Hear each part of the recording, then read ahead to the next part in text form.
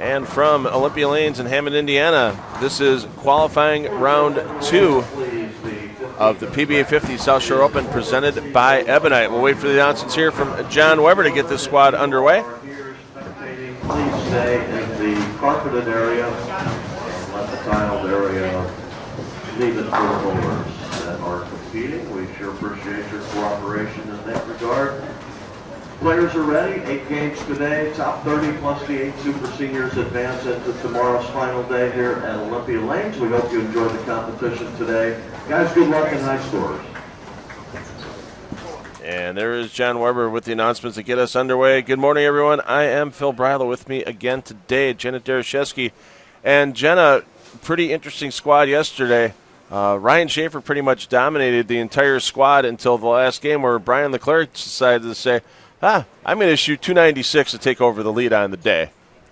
Yeah, that was quite the upset yesterday. And now he is in the lead right now with plus 282 with the 235 average.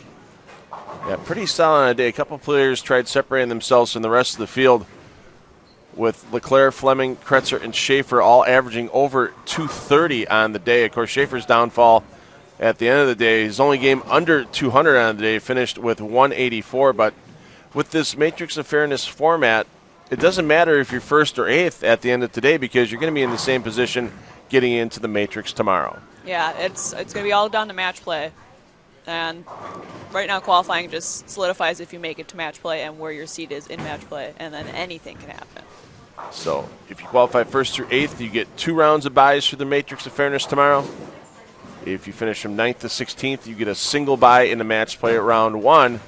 And if you finish between 17th and 30th, or if you're one of the extra 8, those PBA60 players that finish closest to 30th position on the outside of the number,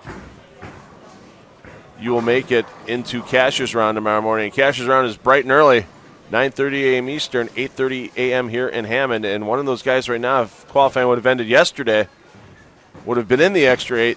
Charlie Tapp, you see stepping up here on lane 10.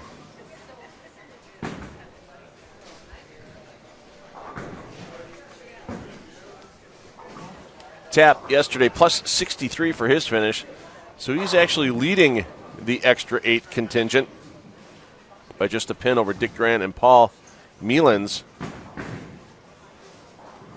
Chris Keene is currently the bowler 8th on the extra 8 at plus 23.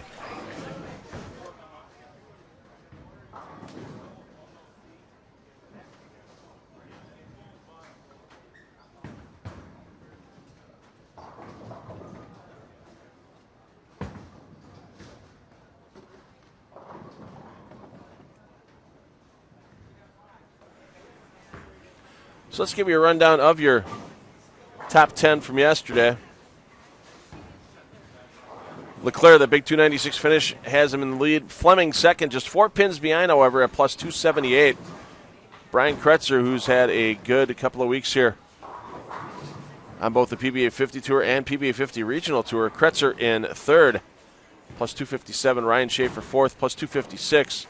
And Dean Billings, who had the front 10 his opening game yesterday. Billings sitting in fifth at plus 225.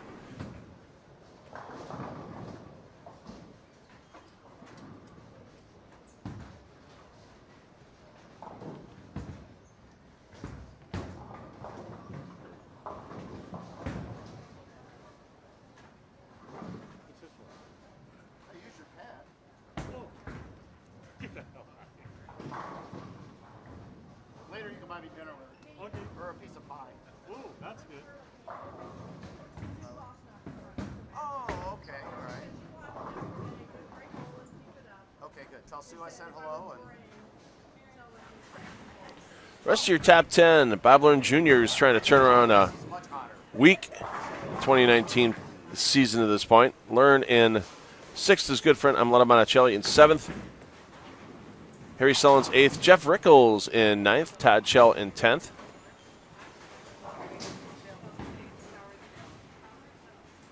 Some other names in the top 30. Lenny Boris Jr., Mike Diaz, Steve Hoskins, all tied at 12th at plus 138. Slammin' Sammy Ventura in 17th with Chris Gibbons. Gibbons out of the Madison, Wisconsin area. They're both at plus 128. Gibbons had a great showing here last year. Leroy Johnson always has a good showing here. Hometown event for him. Plus 85 for Johnson. He's tied with Gary Kamas and Terry Metzner at 24th through 26th. And the man that is the number after yesterday's competition, Johnson of the Tony variety. That man sitting at plus 72, just a pin up on our defending champion, Eugene McCune, and 8 pins up on our reigning Rookie of the Year for the PBA 50 Tour, Rolando Sebelen. And there were some players yesterday that had subpar performances and are on the outside looking in. John Burkett sitting in 46th at plus 39. Mark Sullivan, plus 27, has Sullivan in 49th.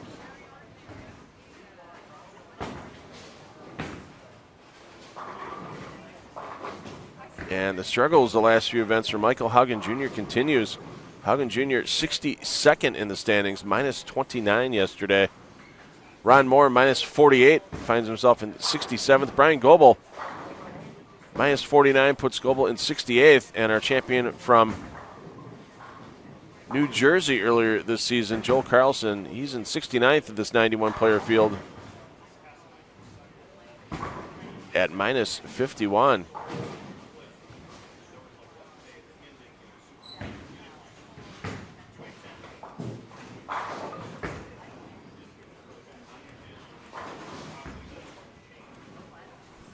So top 30 plus the extra 8 advance to tomorrow. Competition tomorrow, Matrix of Fairness, starts at 9:30 a.m. Eastern Time. As we wind our way towards our stepladder final throughout the day. And that stepladder final scheduled to begin at 7 p.m. local time, 8 p.m. Eastern Time for the PBA50 South Shore Open.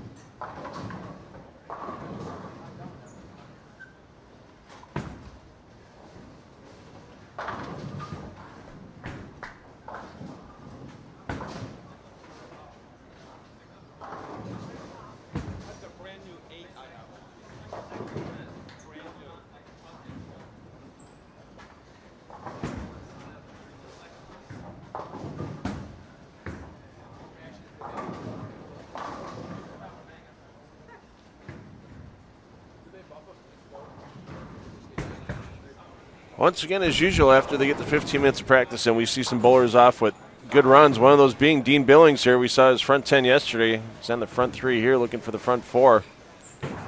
Lenny Borsch Jr. on the front 4, Brian Goebel front 4.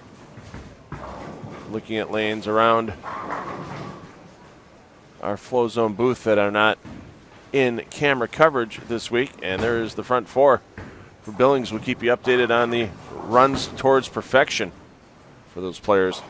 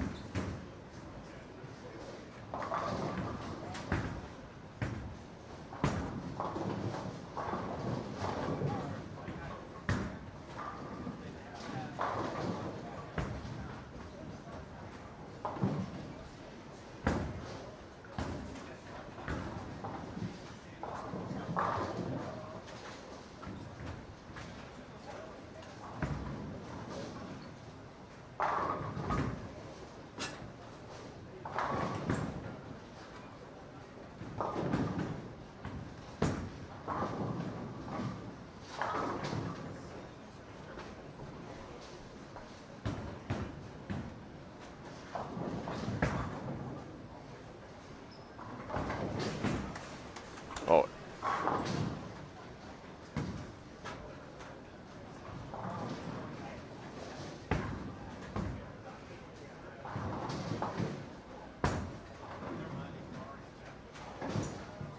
So Billings did get his 5th in a row.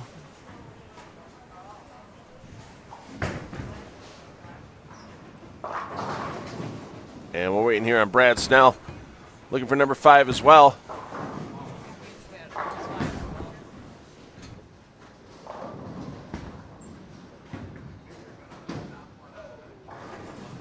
Snell, run a pro shop in the Chicagoland area for many years. Lots of performances on the regional tour. He had some national tour time and some TV appearances back in the day. And there's the front 5 for the lefty.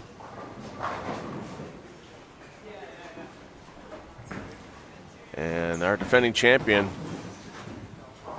on the outside looking in right now of that top 30 to make the cut for tomorrow. You'll see McCune up shortly looking for the front 5.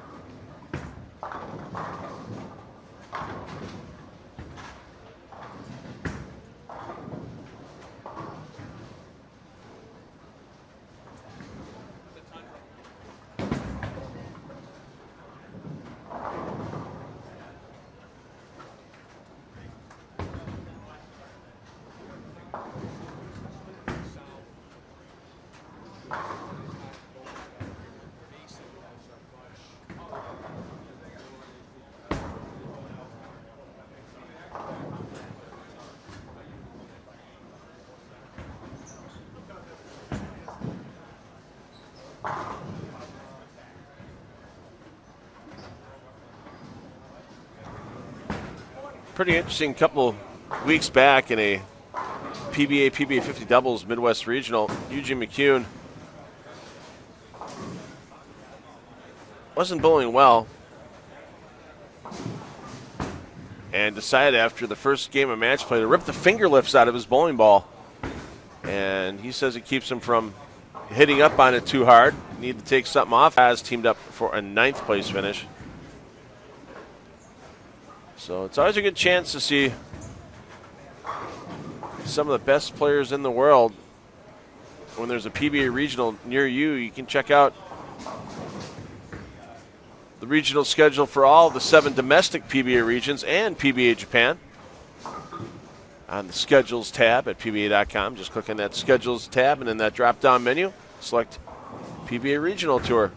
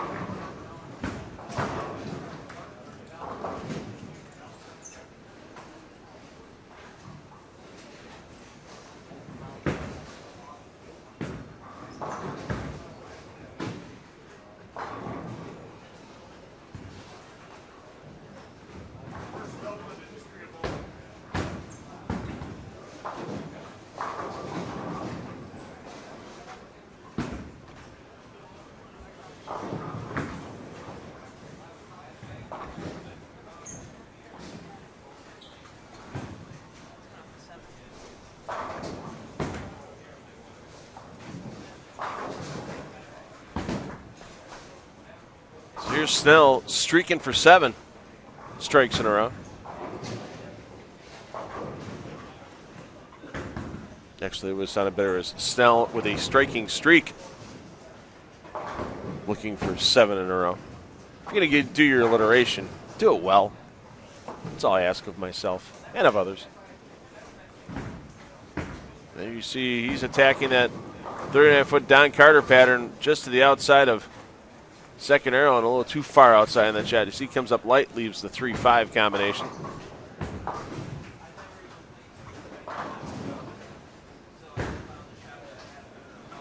Still one of those players needs to grab a few more pins. Get inside the top 30 right now. He's at plus 50 coming into the day.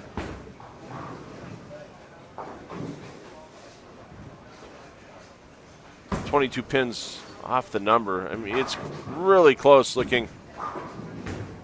Look at 16th position. Greg Thomas is in there right now, plus 134. So that's only a 60-pin difference or so down to Tony Johnson. You go another 60 pins down from Tony Johnson, and you're looking at 54th place. Tommy Martin, 60 pins either way in an 8-game block. Not a lot. Still a lot of positions up for grabs. To see who gets into tomorrow's Matrix of Fairness.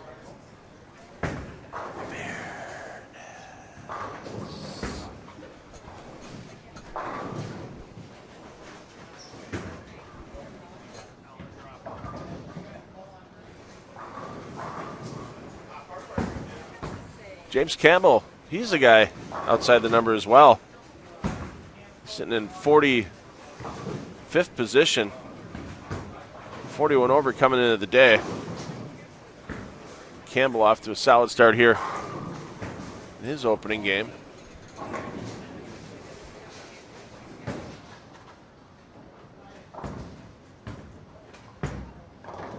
Billings looking for another strike on that string. And that's going to end quickly with the 410.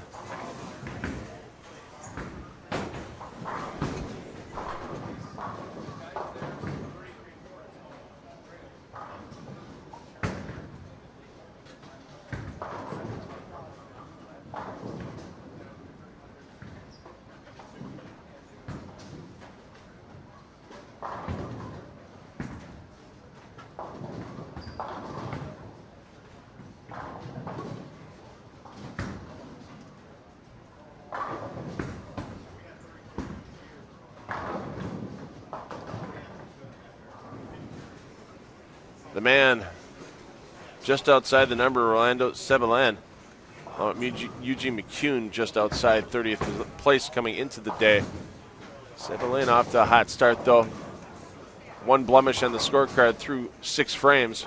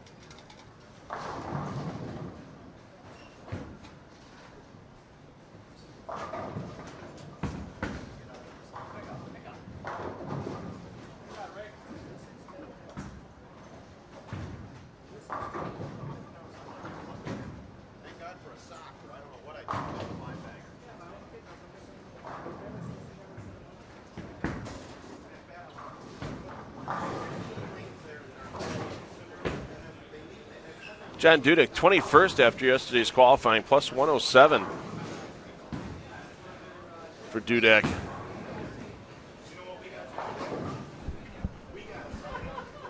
Low game 180, high game 257. Kind of an up and down round for Dudek yesterday. Games 2, 3, 4 was a little consistent. 234, 201, 257. A little bit of a fall off, 204, 180, 199, games 5, 6, 7. Nice bounce back to close out, though, with 244 to get to that plus 107 number. Bruce Hall sitting in 19th overall. Good place to be after the last-minute decision to fly out from Massachusetts. Late entry into this event.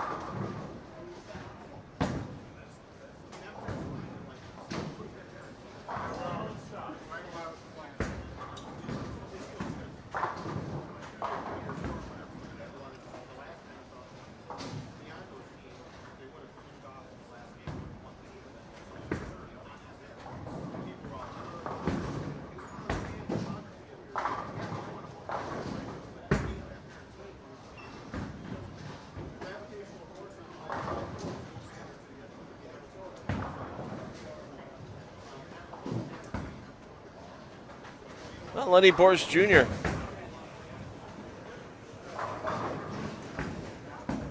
on the front 8 for his opening game this morning. He's down in lanes 3 and 4. If he gets into the 10th frame, we'll keep you updated. And if he gets to that 12th shot, we'll give you some bonus coverage entering into game 2.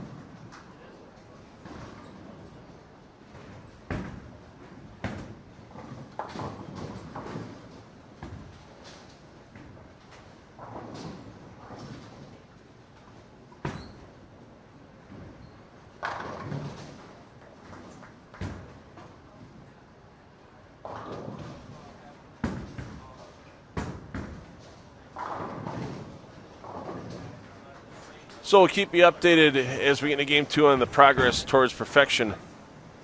Lenny Boris Jr. Let these players finishing up their opening game. Most of these players will stay in the flow zone. Coming into Game 2, we'll get some new faces as well.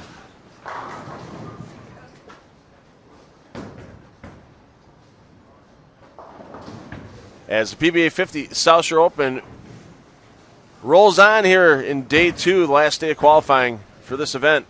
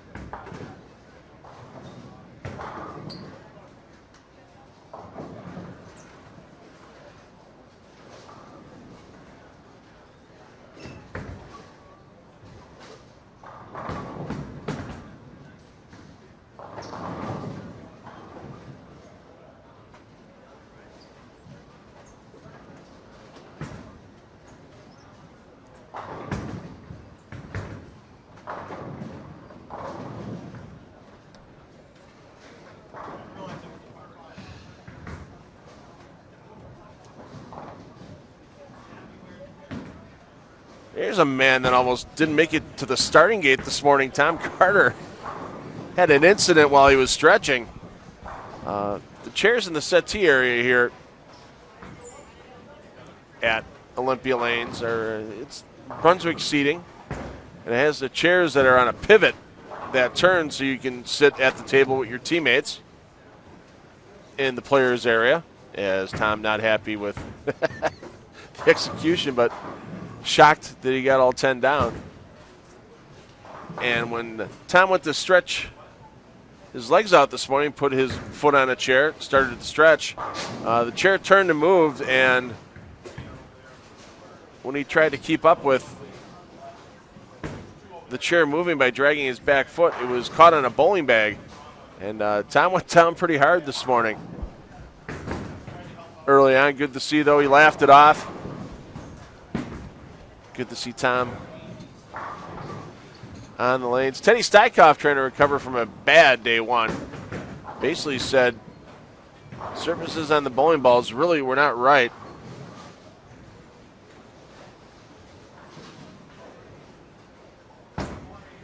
Made some adjustments to the surfaces. We'll see how he started his day off. We'll get the game one scores and your 9-game qualifying totals out to you as soon as they come across.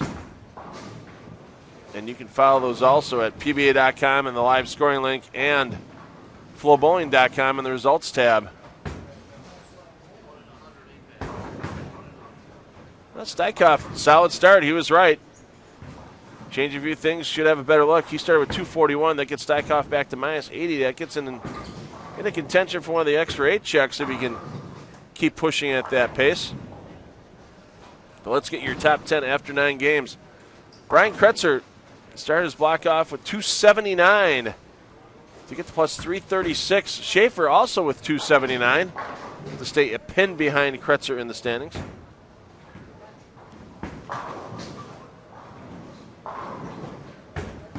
Brian Leclerc in the third. His 213 start leaves Leclerc at plus 295. Paul Fleming, a slow start. He's the only player in our top 10 to finish with a sub-200 opening game. As Fleming, his 193 drops in the plus 271 in fourth. Dean Billings, 234 game to start the day. Gets Billings in the fifth at plus 259. Bob Learn Jr., Harry Sullins, Amleto Monticelli, Lenny Boris Jr., and Todd Chell round out your top 10. A couple other big movers with game one scores. Sammy Ventura up to 12th with a 256 opening game, plus 184 for Sammy. Eugene McCune, 272 for McCune. Gets McCune in a 15th. Big move. He was outside the number after yesterday's qualifying. McCune now in 15th at plus 143. And James Campbell takes a 246 game to get into the top 30. He's currently in 29th at plus 87. Right now that cut number is the Johnson of the Jeff variety, as we have a Johnson logjam in the standings. Jeff Johnson 30th at plus 85. Leroy Johnson a pin behind in 31st. And in 32nd, Tony Johnson 5 pins behind Jeff Johnson. It is a Johnson logjam on the standings.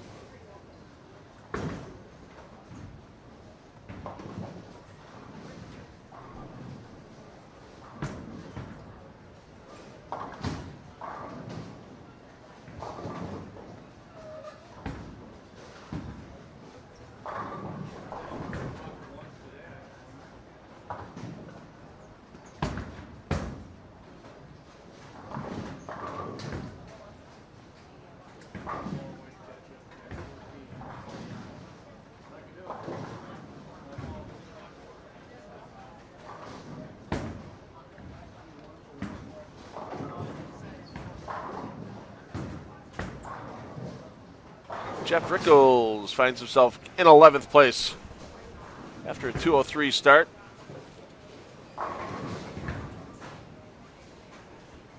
And Rickles with a third and fourth frame double.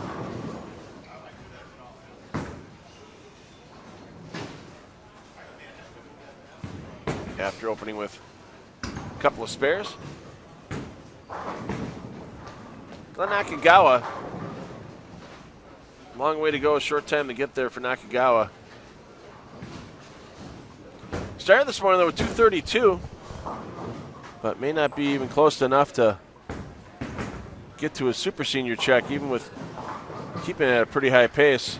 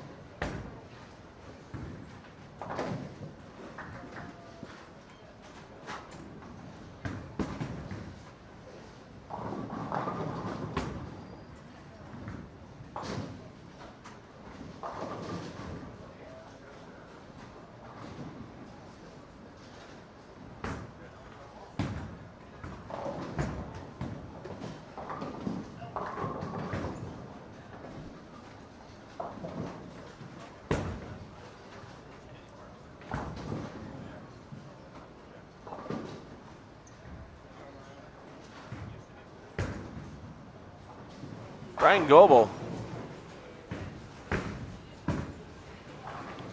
238 opening game has the ship righted for Goebel. He's well outside the top 30 at this point, though. 58th place at minus 11 for Goebel. Chris Keen's 209. He's got him in the extra 8 position. It's not the way these white guys want to get in, though, even if they are 60 or older. They want to get as high up in the standings as they can, as Keen manages to get the 10 out of the 7-10 combo. Keen started his day with 209 to get the plus 32.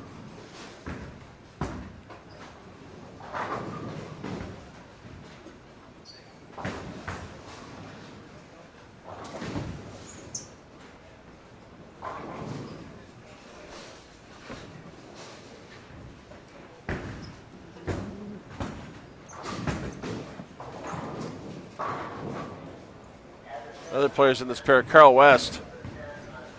West 181 start, drops West to minus 45. He needs a big run in a hurry to get into the top 30. And Larry Helton needs a huge day to have any chance of getting a visit to the pay window here in Hammond. But Helton started with 169.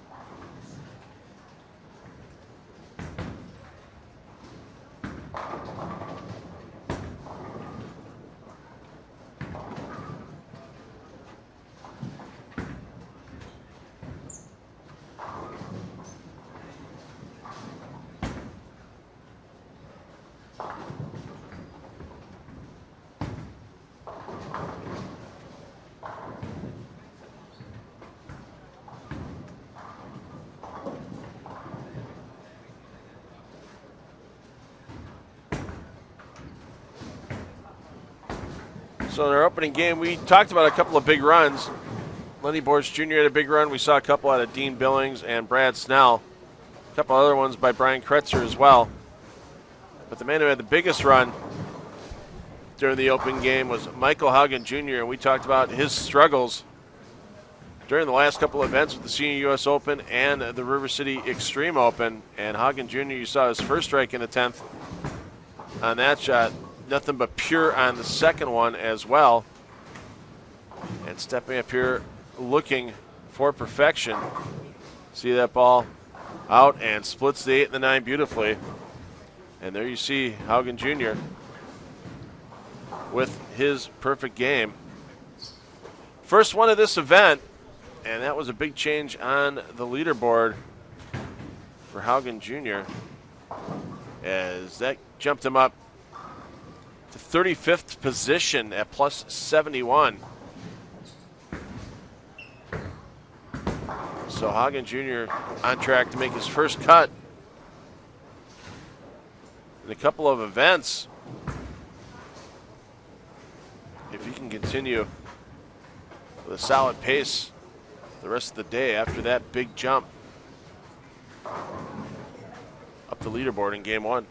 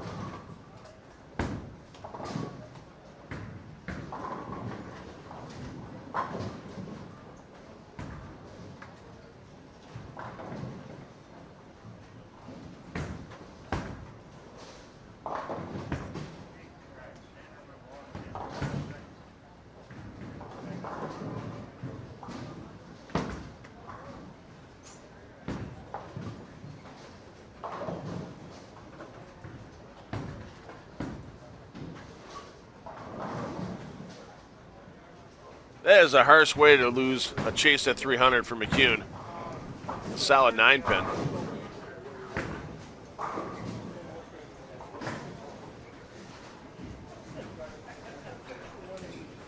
McCune, though, 272 start has him up in 15th position. McCune still the record holder for a 9-game qualifying block on the Go Bowling PBA Tour back in the Cheetah in Las Vegas during the early World Series of bowling days.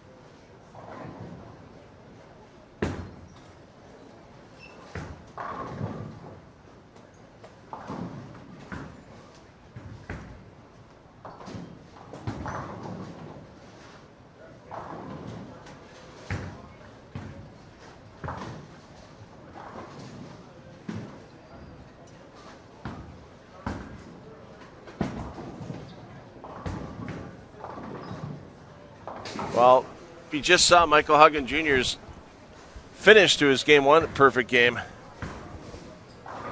here in the flow zone. He might have a second one. He's on 20 in a row to start his morning. Front 8 up on the high end of Olympia Lanes. We got Jenna Dereshevsky going to get that covered. Also, Sammy Ventura, who had a nice start with 256's opening game. Ventura right next door to Haugen Jr. with a front 8 of his own, so we'll keep you updated on the progress of those two players. Monticelli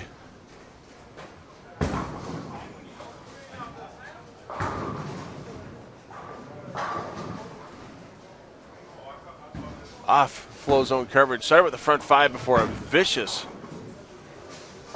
9-pin and his streak, but Monticelli sitting in 8th overall right now.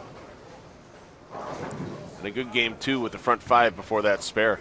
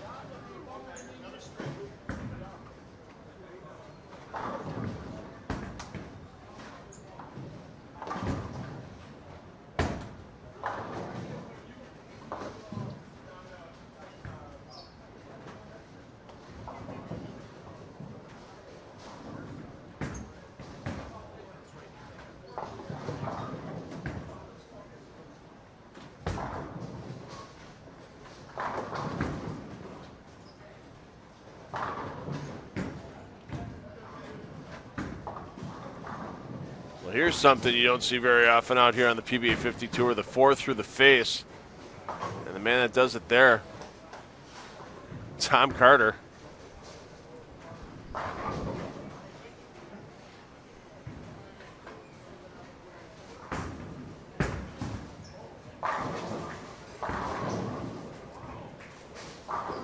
Zykov trying to continue the run. He started in game 1. Can still finish with 212.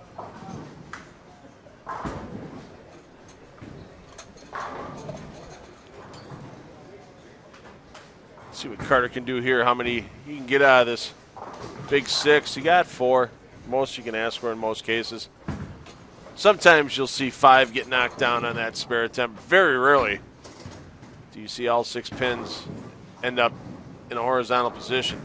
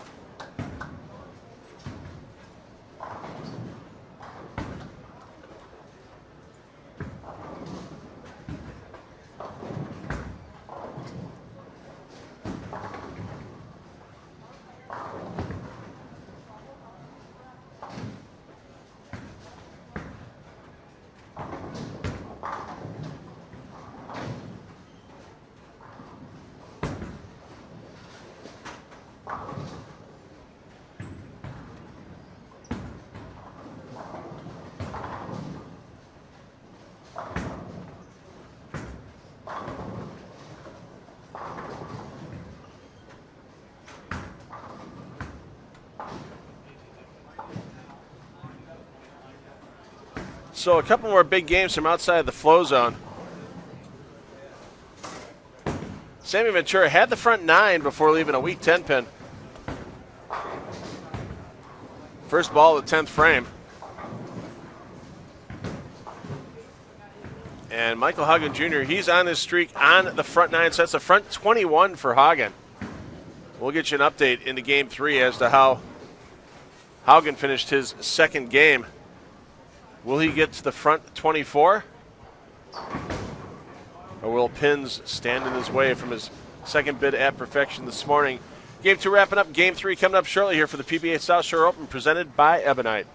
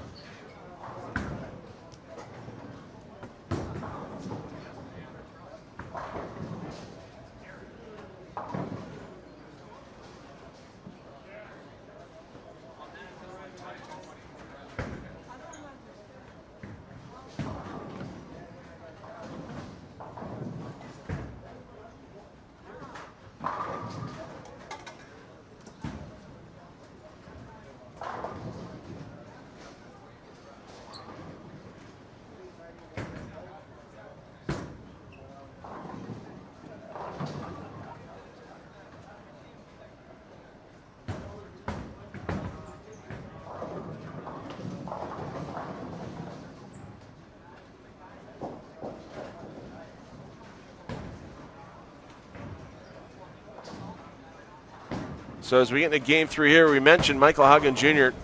had the front 9 in game 2, 21 in a row. He did get the one in the 10th frame as well. On the first shot, this is shot number 11 of the game, as he was all the way down in the last pair in play here at Olympia Lanes, 37 and 38. And there have been, for the couple I got to run down and see prior to this, they were all no-doubters, and once again, no-doubters there for Haugen Jr. You see fans, nice round of applause. You see the players all come up and shake his hand. It's rare to see back-to-back 300s on the PBA 50 Tour. And Michael Haugen Jr. has done it. Haugen just making the move down to the low end of the center. He's not quite in flow zone coverage yet, but if he gets the first couple of strikes on that pair, we'll get a camera run over quick and get some additional coverage live in the flow zone. He's yet to throw his first ball in game 3, but he definitely will move up the leaderboard.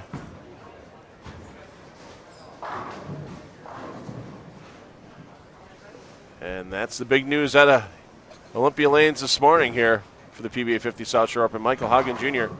starting with back-to-back 300s.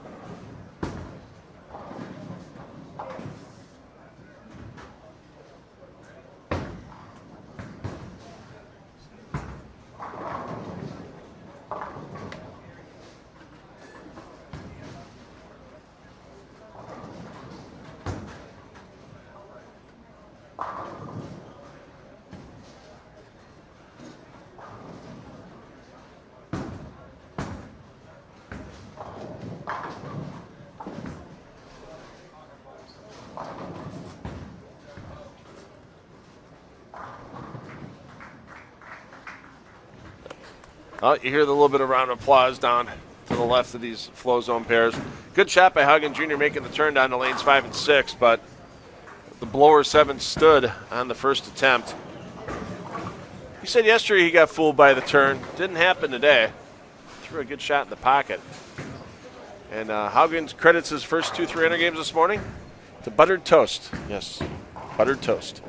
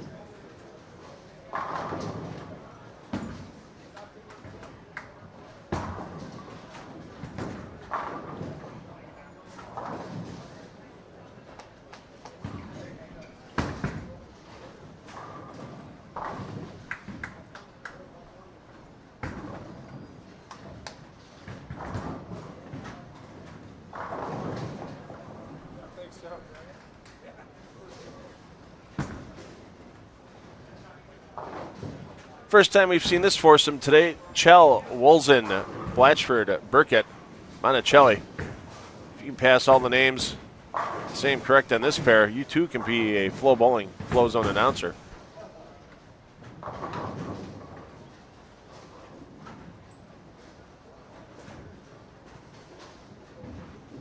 Of course, Monticelli and Chell both solid starts to this event yesterday.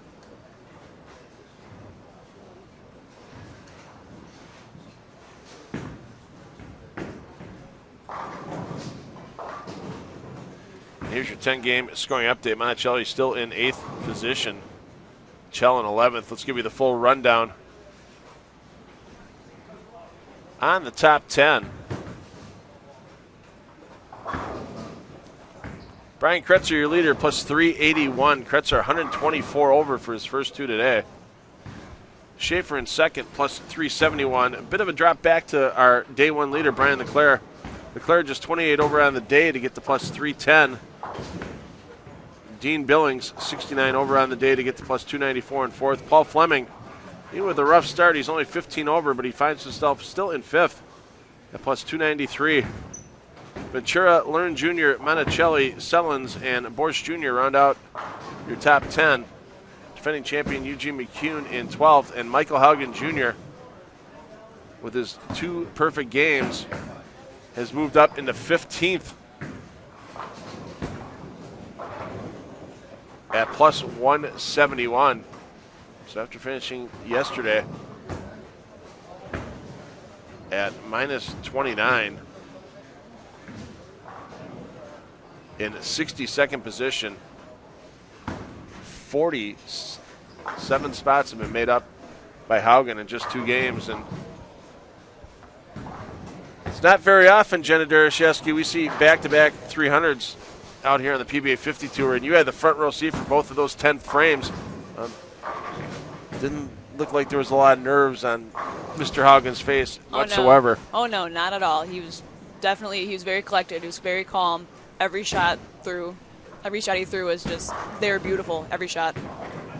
Well, he's back to striking in the second frame of Game 3. Once again, we'll just keep you updated on how he's proceeding, since he no longer has a chance at that 900 series. And I've seen a 900 series bowled in person. It's pretty exciting, even if it is in a league setting. To carry 36 shots in a row is still a pretty amazing feat. Oh, I can only imagine. So, and you know, one of the bowling centers that your family's run for years is home. The only bowling center in the world that's had two 900 series bowled in it. One by Tony Roventini and another one by Mark Wickerman. Yeah, I think we're looking into putting banners above the two pairs.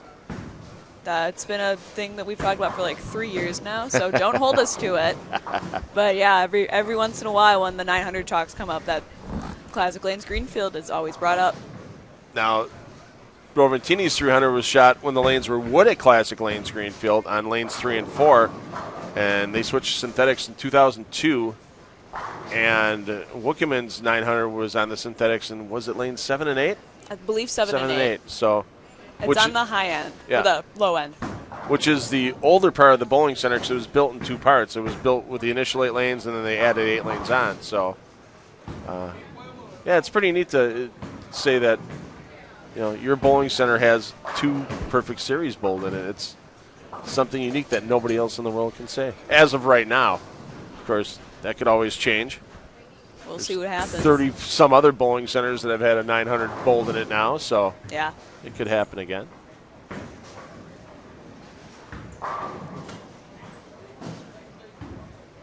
Is that the first time you've seen back-to-back 300s in person?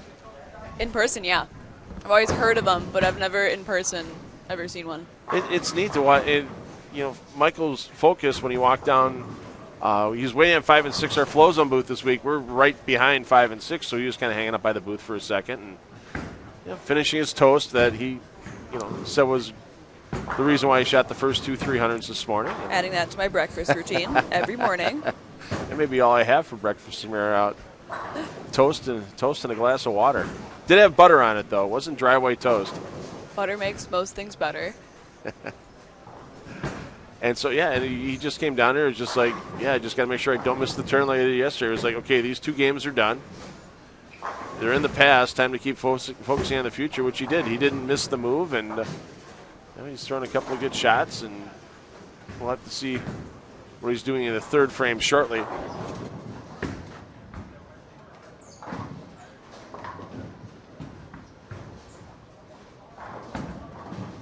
And so after that blower 7-pin, Michael Haugen Jr. back on the strike train with a double in frames 2 and 3.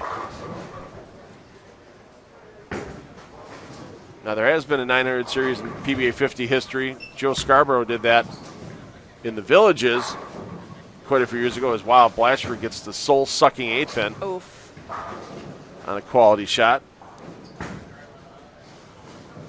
Blatchford having a rough week, though. He's minus 99 to this point for his first 10 games, and he's on the outside looking in for one of those extra 8 spots in the Matrix of Fairness tomorrow.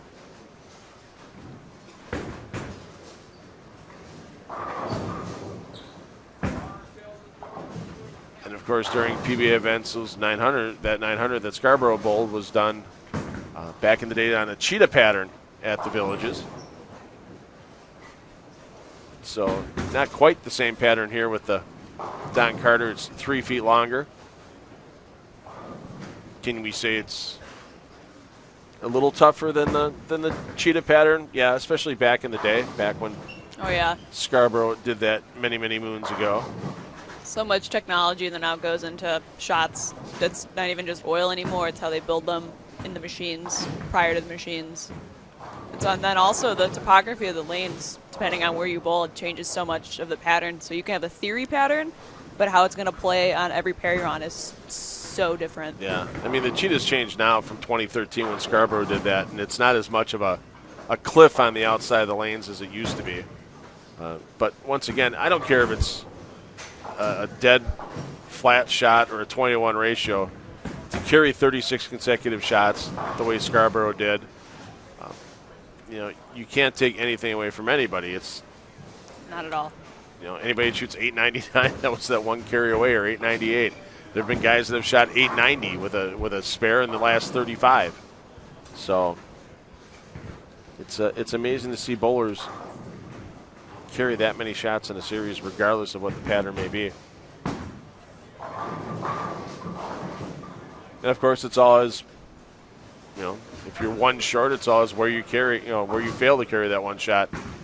Numerous people have shot 879 with a single pin spare attempt somewhere in the middle of the series, instead of being the very last ball thrown for 899. So, definitely. The beauty of bowling scoring system, where you're rewarded for throwing consecutive strikes in a row.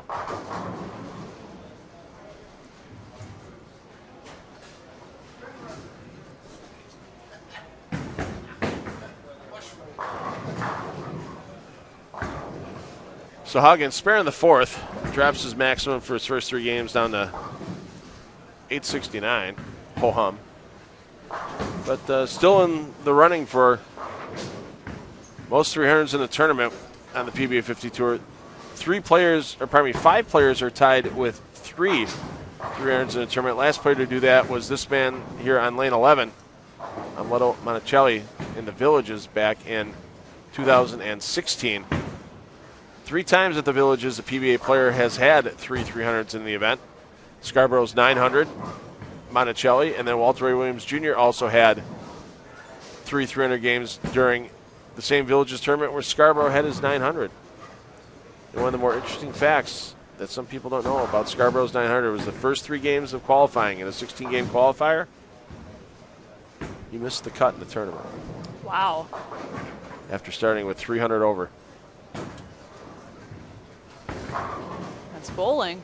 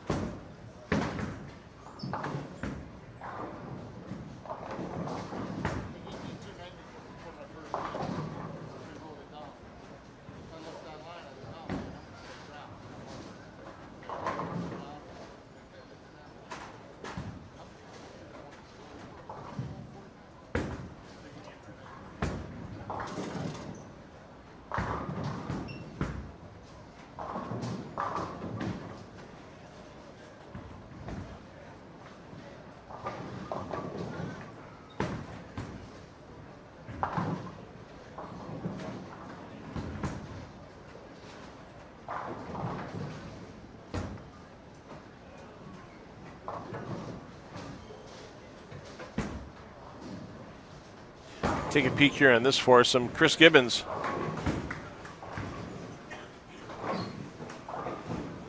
+17th position, +160 through 10 games of qualifying.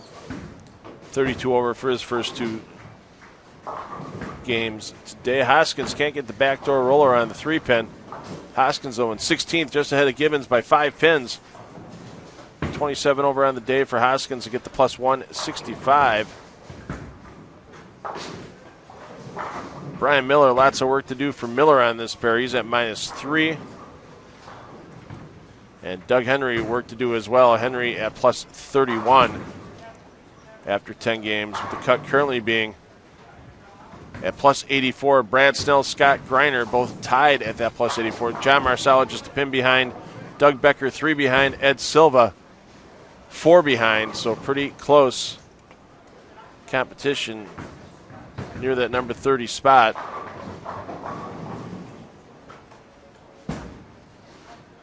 As if you go 30 pins either direction, you're either in 24th place or 45th place. Even Brian Goebel in 45th position, just 30 pins outside the number currently.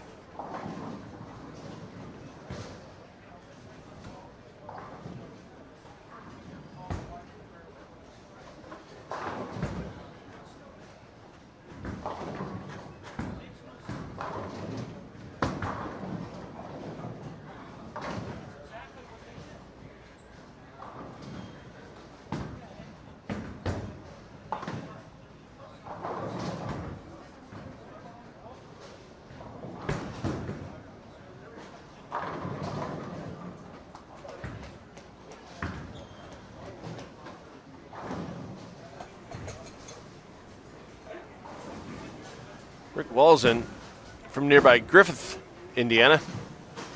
Walzen coming into this game +87 and 28th. Just 3 pins up on the number.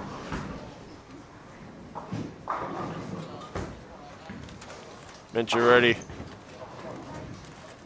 with Monticelli in 8th and Chell in 17th.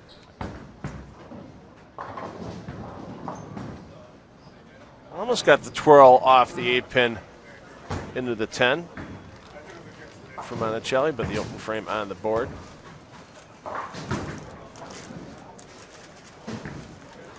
John Burkett needs to find a lot of pins in a hurry. Burkett, 60 off the number right now, 55th place at +24.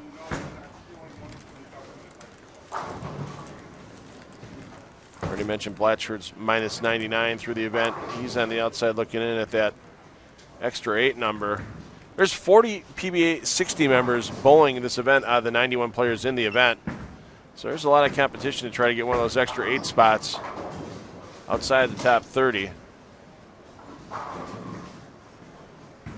Right now, that 8th player for the extra 8 is Charlie Tapp at +38, but he's got James Stortz just 3 pins behind, and Ron Moore making a charge as Ron Moore is 81 over on the day to get the plus 33, and Moore is just 5 pins behind Charlie Tapp. Bad day today for Gary Camas. Camas was flirting with the top 10 in the early part of the round yesterday. Camas now, he's dropped all the way down to 52nd place. He's 55 under on the day. And that drops in the plus 30 and out of one of the extra 8 spots. Camas going to have to turn it around.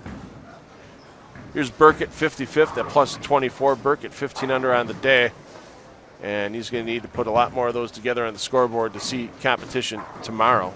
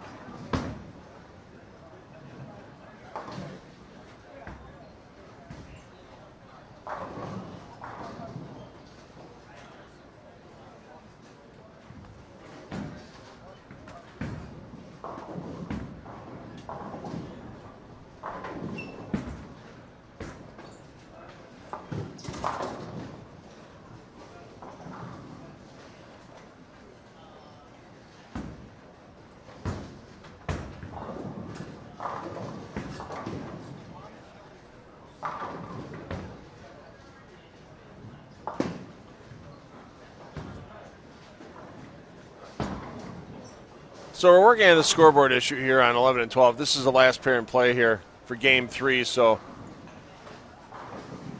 we got one more pair. Let's get over to 11 and 12.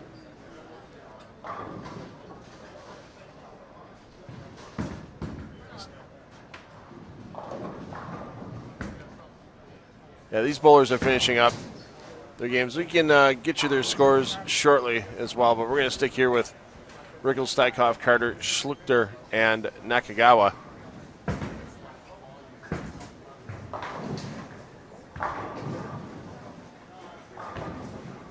As they're going to be finishing off this third game. And some new faces coming into the flow zone in game 4, including the hottest hand in the house. Slowed down a little bit this game. He's going to be able to max out after back-to-back opens in the 6th and 7th frame. Michael Haugen Jr. is going to be able to max out for 195. But still, I'd take plus 195 for any 3 games in a PBA50 event.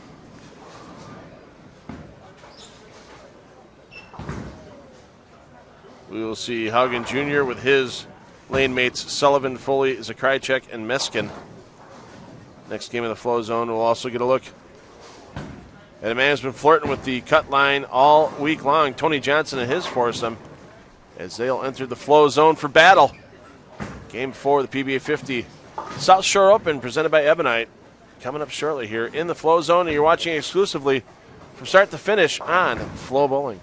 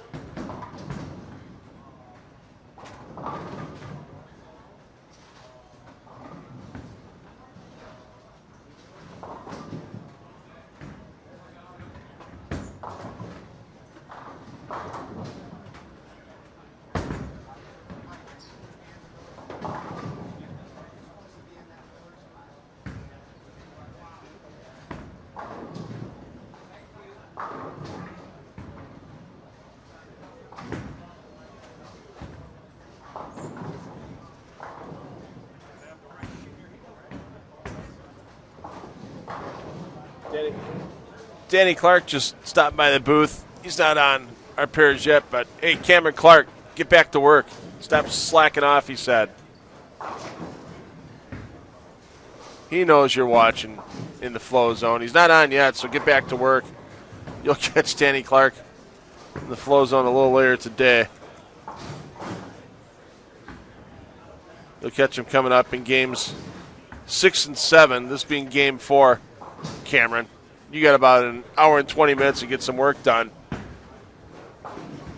before seeing Danny on flow zone.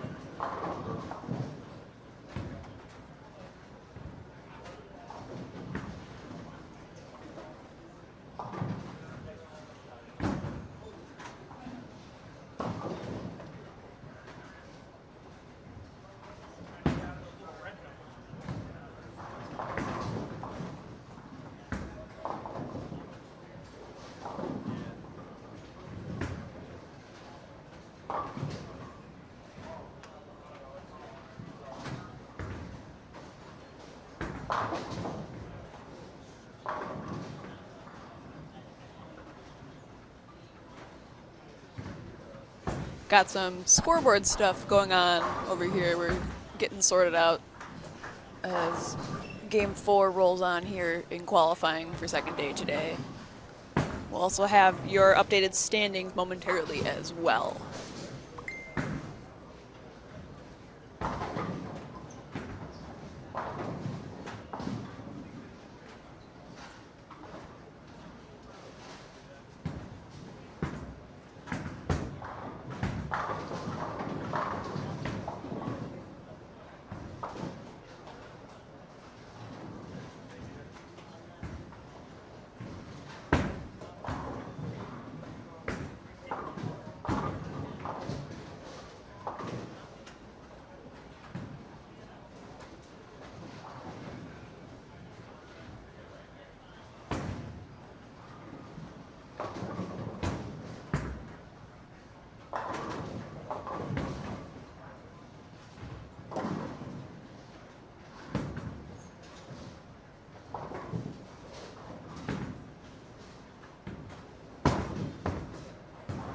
We're going to get the scores cut up for you here in 11 and 12 as the players are just in their second frame, so you're not missing much to this point. We'll get your 11-game scoring updates shortly as well here from the PBA50 South Shore Open.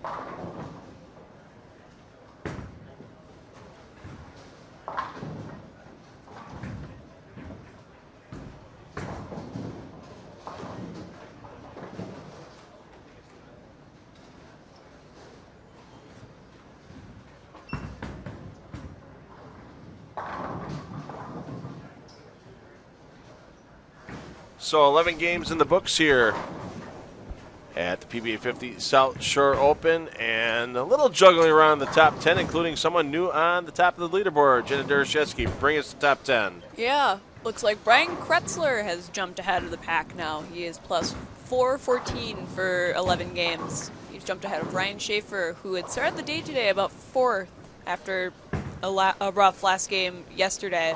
But now he is back up in the top 2 with plus 406 in second place. And right behind him is Dean Billings at 331 for third place. It's quite the drop between second and third. But then right after that, it's very tight with Paul Fleming in fourth with plus 326. Brian LeClaire is still in the top as well with plus 313 in fifth. Bob Learn Jr. right behind him with plus 300 even, sixth place. Sammy Ventura plus 294 for seventh.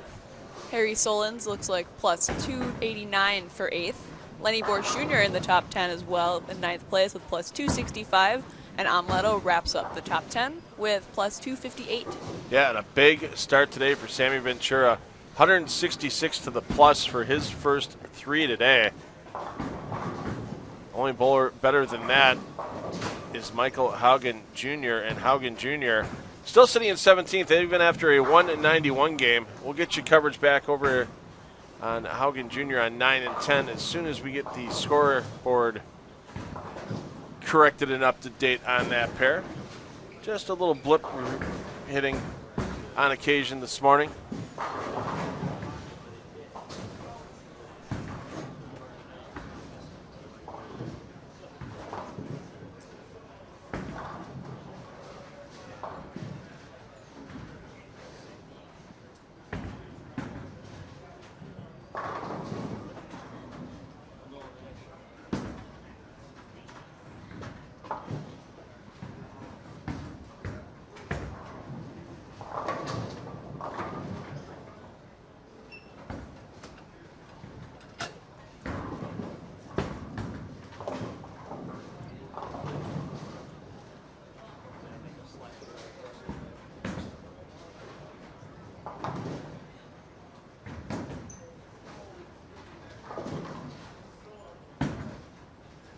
So there is the hottest hand in the building with Haugen Jr.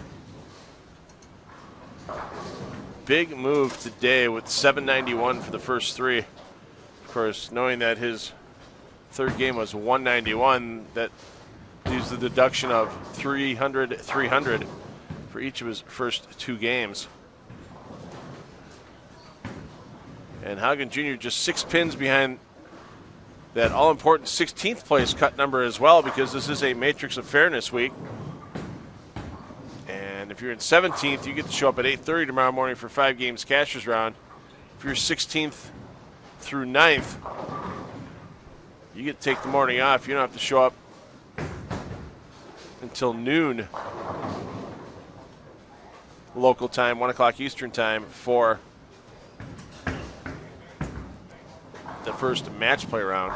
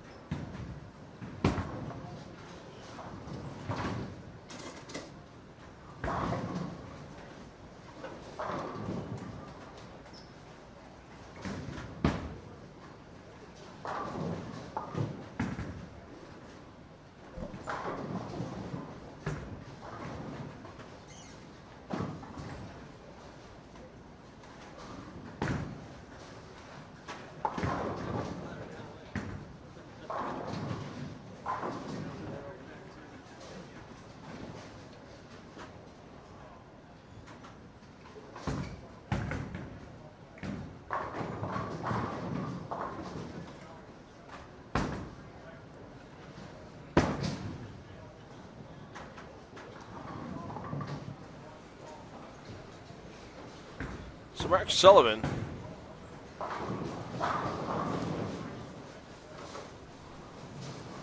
sitting in 37th position right now, plus 77 on the event. Good start to his day at plus 50. Once again, Sullivan needs to get into that top 30 to see competition tomorrow.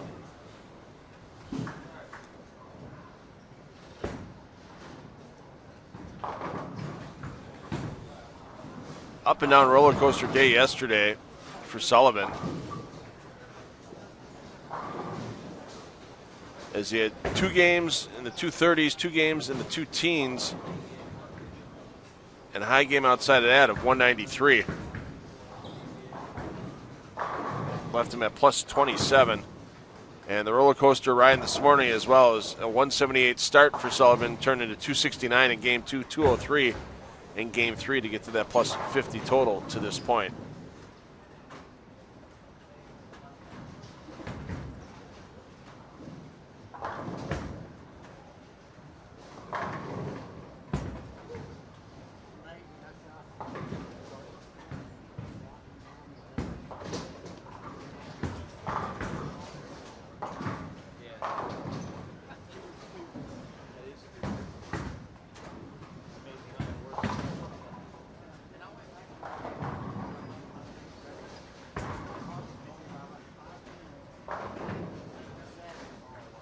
Kevin Foley minus 53 on the event, well outside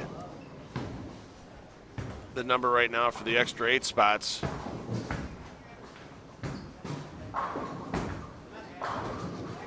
Zakrychek, he's struggled this event. Zakrychek minus 146 through 11.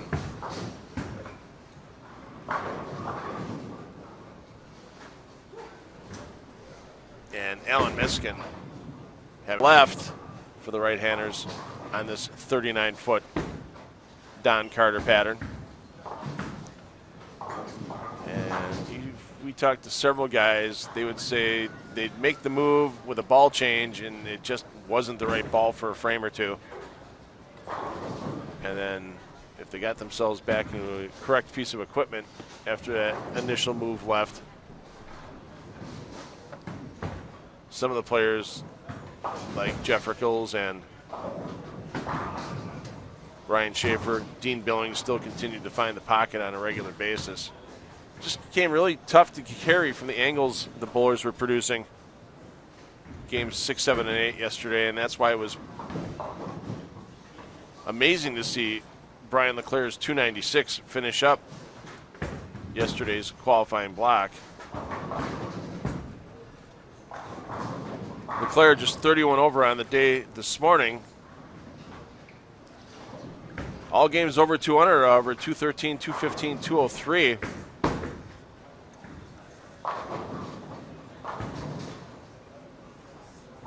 As yesterday, LeClair started with a 191 and then put some big games together, games 2, 3, 4, and 5 with 255, 227, 240, 234.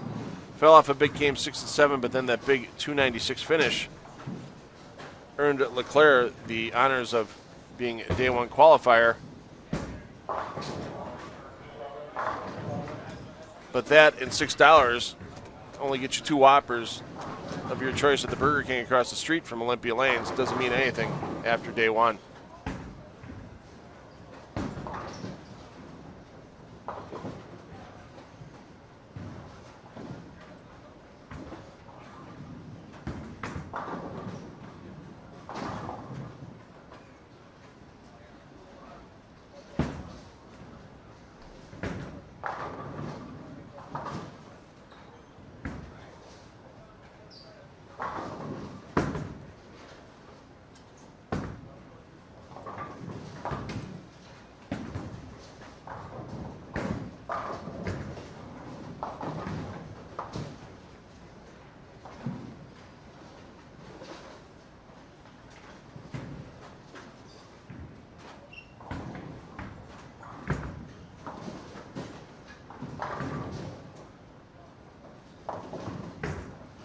Well, Gary Camas, boy, you talk about a guy that had it all and had it disappear in a hurry. Camas yesterday started off on fire. 202, 278. Fought back in the middle of the block with 249 and 232 games 5 and 6. Problem was 3 of his other 4 games were in the 170s. Still finished at plus 85. But a rough start for Camas this morning, 203, 142, 179. Has him 76 under on the day and just plus 9 on the event. And that's well behind where he needs to be for one of those extra 8 spots. Right now, 8th place for the PBA60 members is James Stortz at plus 53, and missing spares like that for Camas is not going to help the cause whatsoever.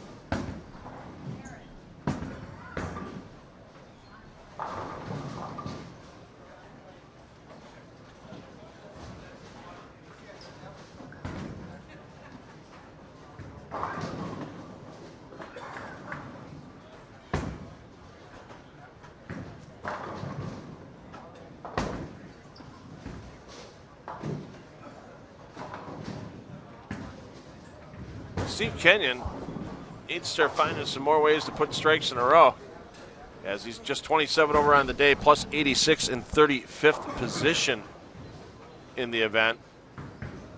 So he's only 5 spots outside the cut line. Cut number currently, Dave Bernhardt and Robert Kickmall both tied for 29th and 30th at plus 97. And once again, it's staying closer on that cut number. Greg Thomas has had a rough morning. Thomas just 4 pins ahead. John Marsala 3 pins ahead. And then looking behind Kickmal and Bernhardt, you've got a bunch of players within 11 pins. Silva, Tony Johnson, Mike Diaz, Dick Gran, Steve Kenyon, all within 11 pins of the number currently, with this game and 4 additional remaining in qualifying. Brendan Birch, minus 104 currently. Long way to go. If he wants to see bonus bowling tomorrow, Stoney Baker, not on this pair because that's Tom Baker. Tom Baker, minus 59 on the event. Once again, he's got a long way to go, too, if he wants to see bowling tomorrow. Same for Stoney Baker, though. Stoney Baker at minus 6 for his first 11 qualifying games.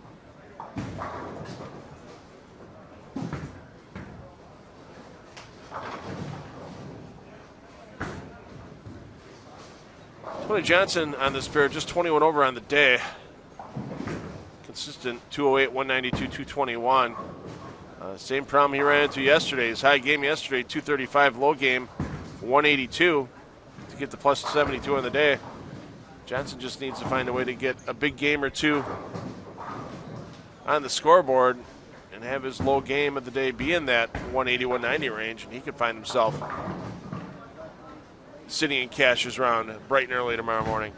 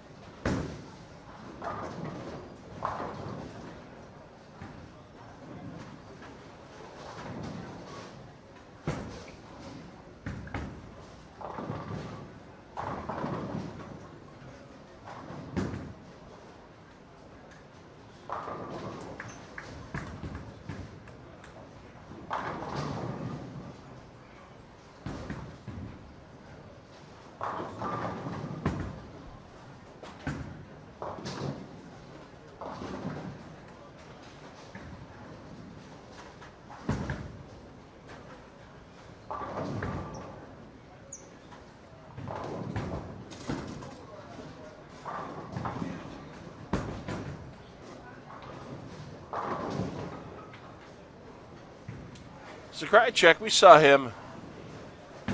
He had a last-minute decision he made going on and bowl the PBA50 National Championship in the Villages, and he had some travel issues getting there. Delayed flights, rental cars that were supposed to be there that weren't, then a flat tire on the rental car, just a couple hours of sleep. Wasn't the finish he wanted at the PBA50 National Championship, but I'm sure we'll see Zakrajcek for the rest of these Midwest stops. That's his MO on an annual basis out here on the PBA50 Tour. Last year's best finish on the Midwest swing was 22nd at the PBA50 Security Federal Savings Bank Championship.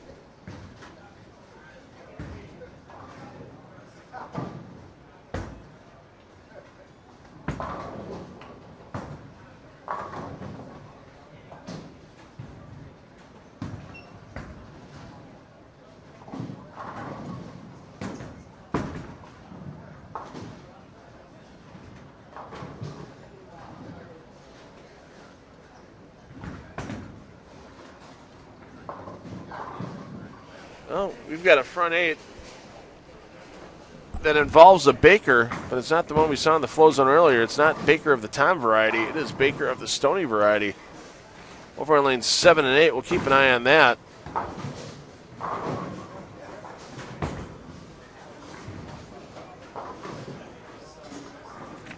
think you mentioned Baker just into the minus for his first 11 games. Big game here, especially perfection, will get him most likely back up inside the number. Is that number right now? It's at plus 97, so it'll be relatively close. Definitely get Baker of the Stony variety back in contention for making tomorrow's Matrix of Fairness rounds.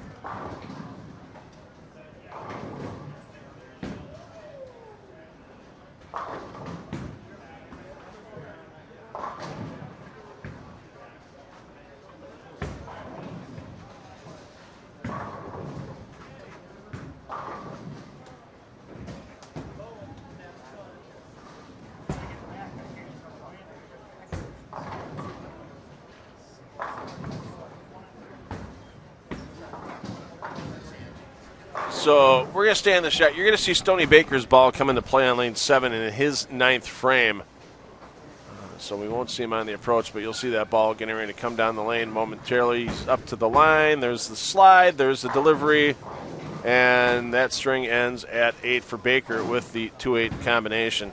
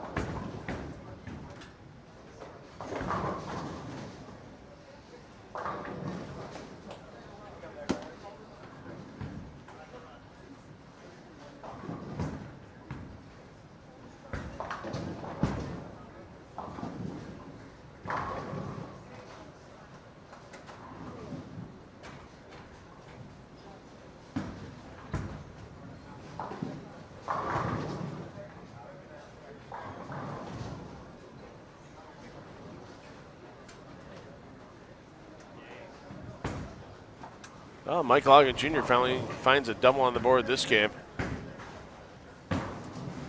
Still a chance for 2 1/4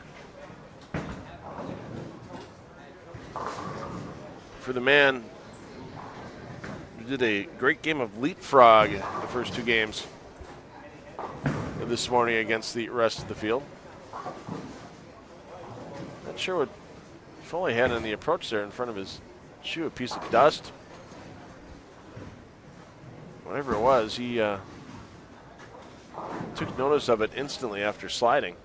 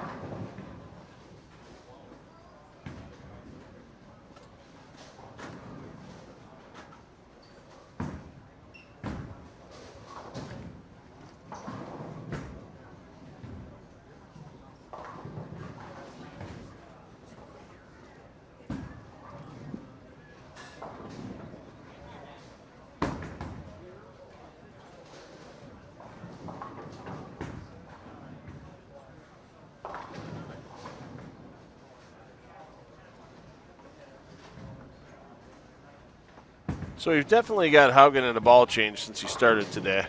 Not a surprise from going from the high end of the bowling center where he shot his first 2 games of 300, and then down to the low end. 191 was his 3rd game. Still going to get to 2 1/4 here. And 6-pin fell a little late on that. Ball coming in at a pretty aggressive angle.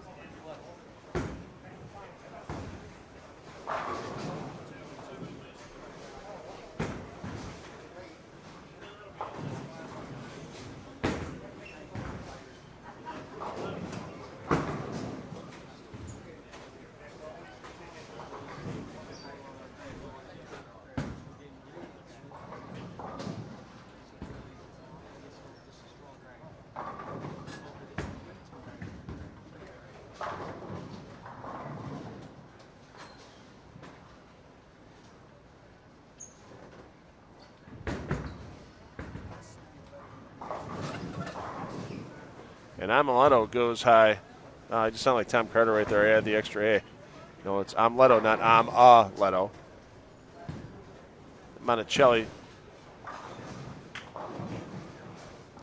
70 over on the day. Games at 236, 236, and then 198. And Monticelli looking to save 2-0 out of this game after the 7th frame open. Blatchford's woes compounding in this event with the chop of the 3 off the 610.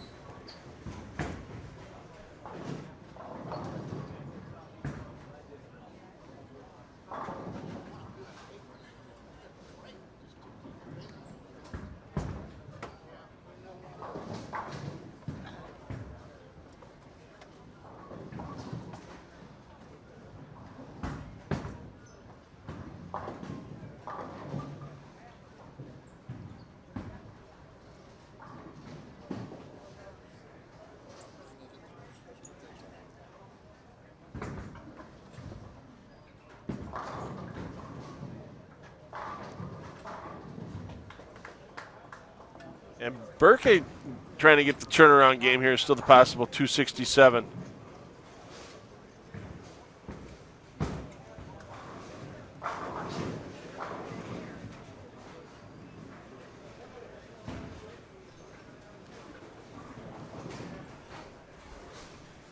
And if Burke can punch it in the 10th, that'll get him to plus 104 on the event and get him back near that cut line. All important 30th position is what these players are looking for this week. As they're approaching the halfway point of this qualifying block, this will be the conclusion of game 4. They'll leave 4 games remaining. My math is still right when I can count to 8. And we'll be back with game 5 of the PBA50 South Shore Open presented by Ebonite. It's coming to you from Olympia Lanes in Hammond, Indiana, and it's coming to you exclusively from start to finish this week here on FloBowling.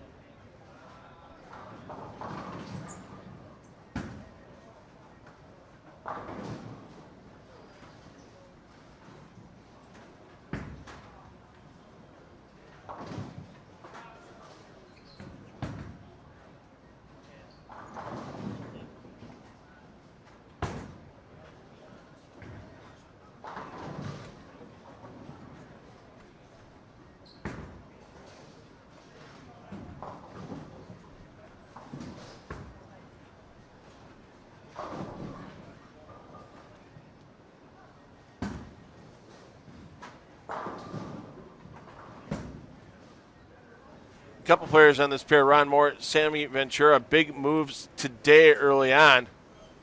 Ricky Schistler, man, took down the regional in Arlington Heights between our PBA50 national stops in Monticello and here in Hammond.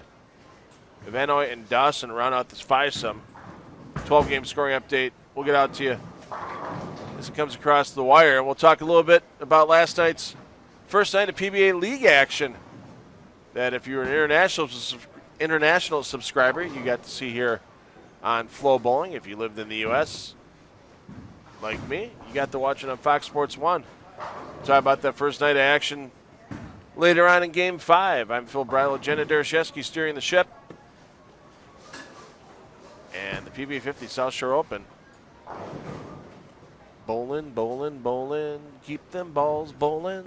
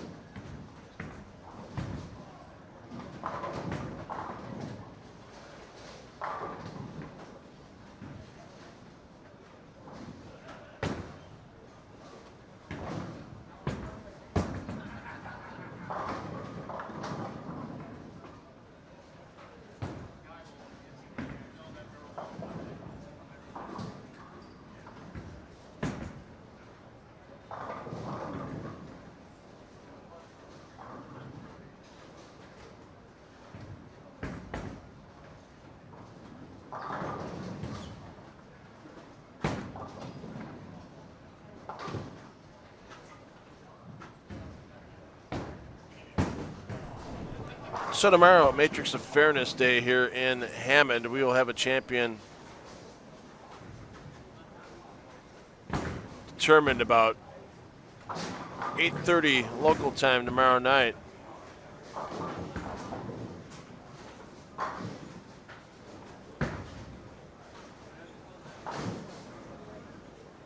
And then we'll get all the Flow Zone equipment. Tie that renovated U-Haul trailer to the back of the Flow Zone U-Haul and take it down to Anderson, Indiana. Dave Smalls Championship Lanes Classic.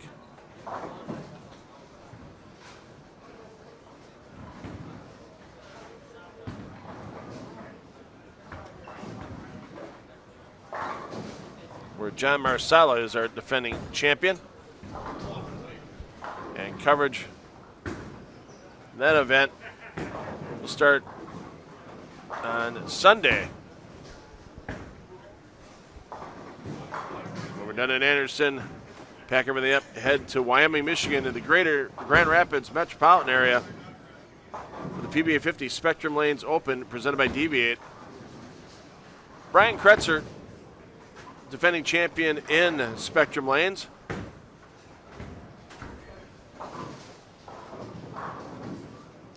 Coverage begins Friday, July 26th.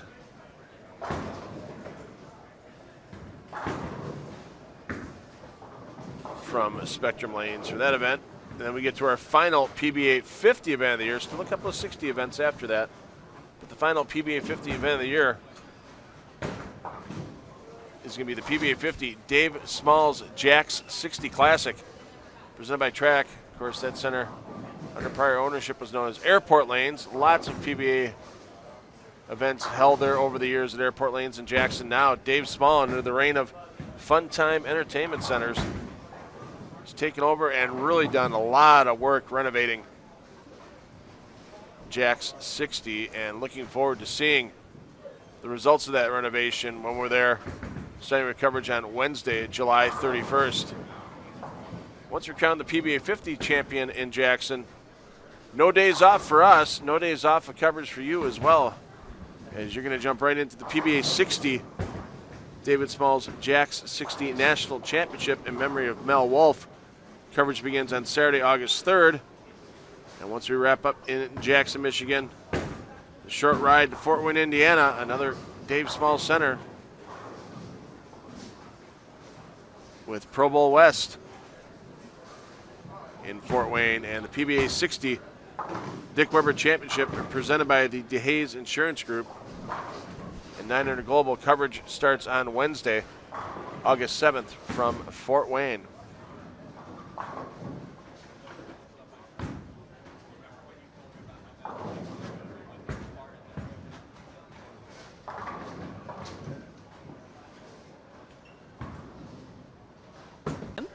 Sammy Ventura is our 8th place spot with plus 313. And then tied for 9th and 10th respectively, Gary Allstate and Lenny Borsch Jr. with plus 261. Yeah, how about that block for Sammy Ventura so far? Plus 185 on the day to get to that plus 313. Ventura, game one, he made a run at perfection, ended up with 256, but then 279, 231, and 219 for the big man from New York State. And Sammy leading the charge for everyone except Michael Haugen Jr. Haugen Jr. still in 17th at 10:05 for his total. Had a solid finish to game 4 to get to 214. But once again, that 17th place spot, it's tough to take, because you know you're coming back first thing tomorrow morning for Cashier's round, or if you were in 16th through 9th, you get the morning off and get a little more rest. And of course, it's always easier to try to win a tournament when you don't have to bowl 5 extra games first thing in the morning. Yeah, but if the toast is really working as well as it is, that's a valid point. It's a very valid point. In the quarterfinals and first matchup, Motown Muscle, #1 qualifiers in that seeding tournament on Monday against the New York City Kingpins. Jenny, you picked the Kingpins, I picked the Muscle, and the Kingpins came out the first game with a flurry of strikes. Kyle Sherman struck out in the 10th frame Still gave chance for E.J. Tackett to get a couple of strikes and get the win, and Tackett just simply pulled the first ball left. Missed badly, 245, 235. And everybody was saying how much trouble the left lane was going to be on that championship pair. Kingpins made it look pretty easy the first game. And then when they switched lanes in game 2, the struggle was real for the muscle on that left lane. Kingpins came out, kept things clean, and 238-205, they took game 2, no roll-off necessary. So that was a correct pick for you. You're up 1-0 in our little personal competition here. Oh, yeah. It was all or nothing for us in game 2 as we both picked the Atom Splitters against the LAX. LAX have had trouble getting out of the first round, never won the Elias Cup. And it was surprising when we saw the lineup come out where we saw that Jason Belmonte wasn't bowling anchor for the LAX. Yeah, we both had to talk about it for a second. Like, he's in the 4th hole for once, not the back hole. Yeah, but when again you get a couple of time MVP of the Elias Cup competition, Dick Allen on your team, you can afford to bump a guy like Belmo into the number 4 spot. LAX lost the first game of the roll-off against the Atom Splitters. Chris Barnes threw strikes in all 4 of his attempts to help the Atom Splitters get to 228 the opening game, LAX 186. But then the team switched lanes. Atom Splitters went to the left lane, and LAX just kept striking. 287, 187. Yeah. LAX couldn't stop carrying everything. Anything they could get the topple, it toppled. So that forced the ring of the bell inside a Bayside Bowl. It's a 1-ball roll-off. Team managers picked who they wanted to bowl, and I was kind of surprised that Andrew Kane from the LAX, the team manager, picked Belmo in the roll-off. No surprise Mark Baker picked Chris Barnes, but the big surprise was Belmo after Dick Allen performed very well in the number 5 spot. Your thoughts on the move by Andrew Kane? Yeah, I guess I was just as confused on that one, but I suppose with the carry that Belmo and the rest of the team was getting, it was kind of felt like it became an energy game. Looking back on it, kind of who could get the most energy out of whatever shot they're making, especially since they had the right lane, not the left lane. Yeah, and you talk about using energy wisely. I still don't know how that 2-5 fell for Belmo on that first shot. Just one reason why I said energy. Yeah, we were both in awe watching that whole thing topple. Yeah. Dear bowlers, yes, the promotion ball that Belmo was using, their new release from Storm, I'm sure is a really good ball, but that does not guarantee you will topple pins like Belmo did in that shot. I'm sure a few people are still going to buy it after seeing that. But your results may vary, and then Chris Barnes stepped up, left the 210, match over. LAX advances in the bracket, and they will battle the Kingpins in the first match this evening. Then we got to the third match, the match everyone in Portland was waiting for because it was the hometown Lumberjacks taking on the Brooklyn Styles. And what can you say? Ryan Simonelli, they moved him into the anchor spot in game 2. They moved West back into the 4 spot in game 2. And, wow, they just cruised on. No chance for the Brooklyn Styles to get a win in that match. 233-219 and 257-159. The Lumberjacks took that down. So now you're at 2-1. I'm at 1-2 for our picks. And I pull back to 500 with the pick here in the 4th match. Dallas Strikers and Philadelphia Hitmen battled in that last quarterfinal match. Jake Peters, the last-minute substitute in that match. We talked about his cross-country travels and what he had to do to get there. Then you find out he had no bowling equipment with him, so he had to drill up bowling balls in the truck in Portland, brand new shoes, get everything set, and you hate to say it showed on the performance of Jake Peters and a little bit of nerves first time in league, but 4 open frames bowled by Jake Peters. And that was a tough loss for the Hitmen, as wasn't even close in game 2 after they lost the first game 258-224. Hitmen couldn't get anything going. Strikers cruised with the first 7 strikes before Brad Miller left the railroad. No problem, though. Strikers 246-161. And the Strikers will take on the hometown Lumberjacks in the second semifinal tonight on Fox Sports 1. Once again, if you're viewing FloBowling internationally outside the U.S., you'll get to see those shows live from the Fox Sports 1 feed as well.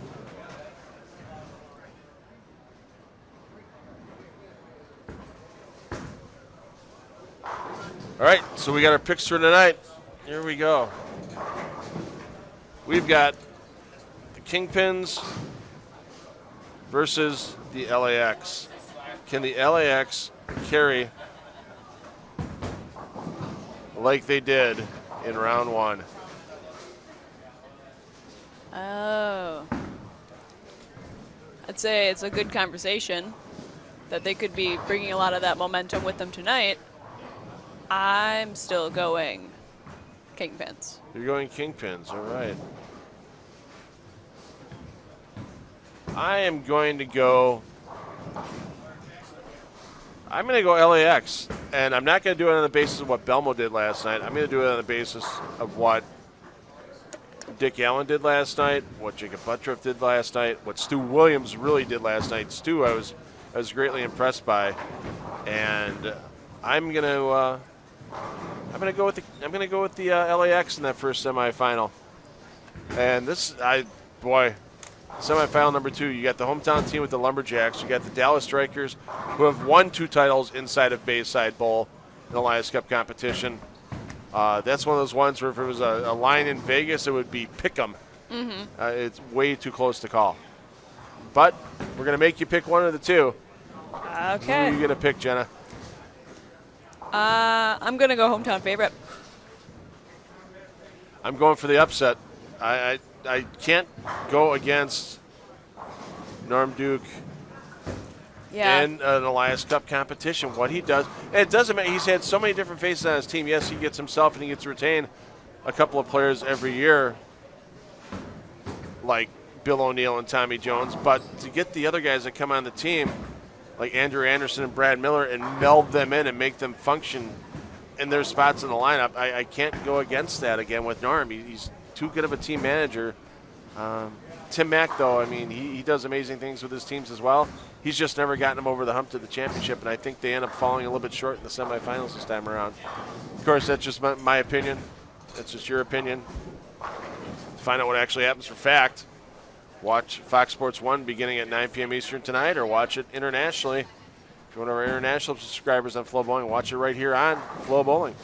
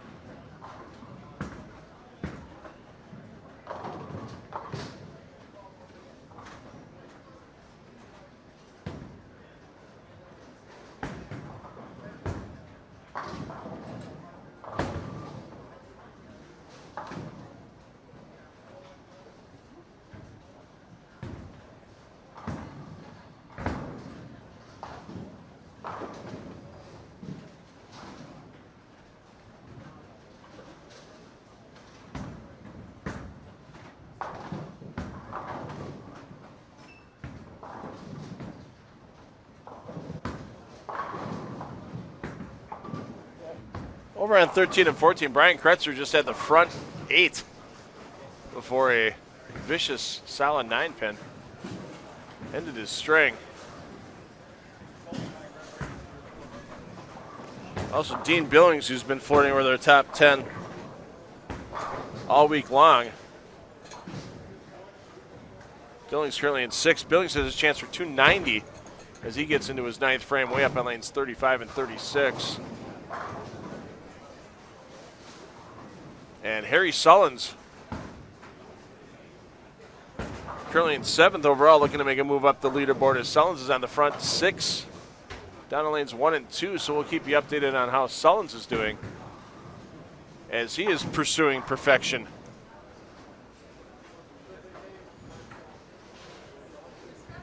On the end pair in the house.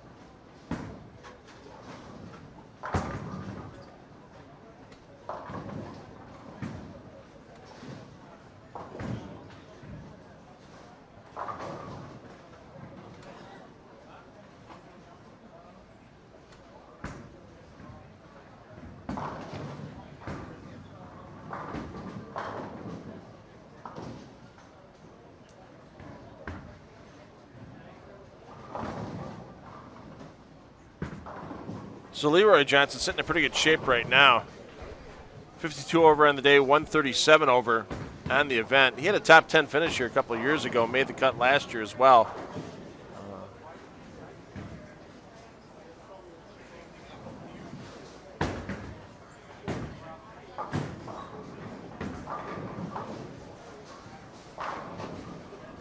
And Johnson Bowling as a guest at the PBA. Of course, the rules of the PBA and PBA50 national events,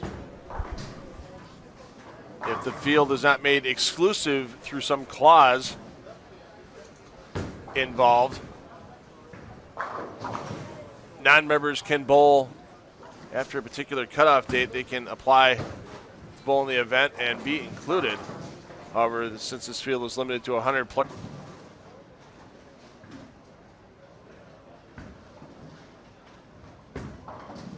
so if Johnson gets 2, the 12 shot will bring you highlights of that coming up in game 6. There, a quick peek in on Haugen Jr. He's got to get rid of a deadwood. Can't shoot at that. Ball were to make contact with that pin before hitting anything else, it would be a dead ball situation, and Haugen would be given 0 for that shot. Let's go over to Ron Moore, trying to finish this game off big. There it is, 213 for Moore as he's climbing well inside the extra 8 number. It might be a tough run for Moore to make it inside of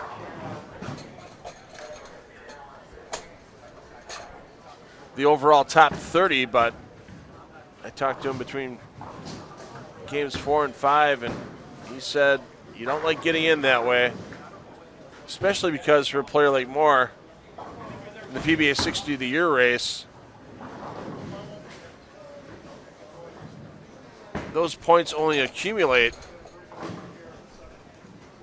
for both PBA50 and PBA60 standings from where you finish in qualifying if you're one of the extra 8. So if you were to come all the way into first place in the event with having to go through Cash's round, both match play rounds and the step ladder, I would say Ron Moore finished in 47th position but got in an extra 8 spot. He'd only get 47th position points.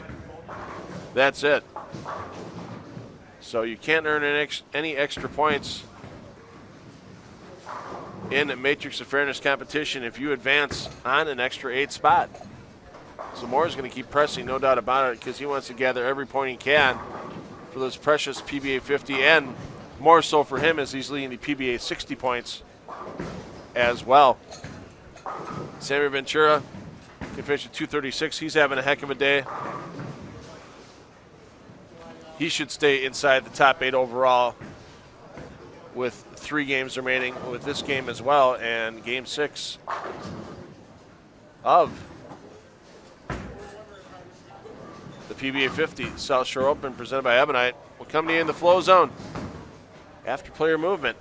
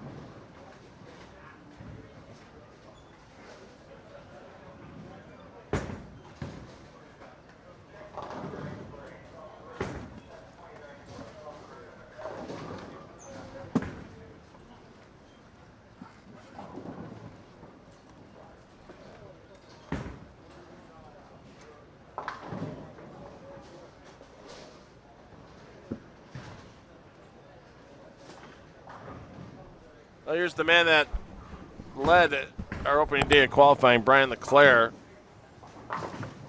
See him getting ready to approach lane 12.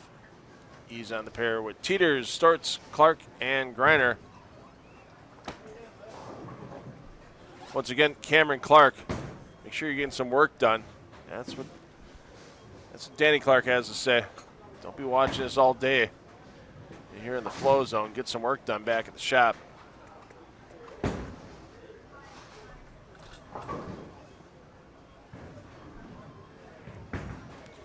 Danny Clark, though, he's going to be heading home after today's competition unless he finds a ton of pins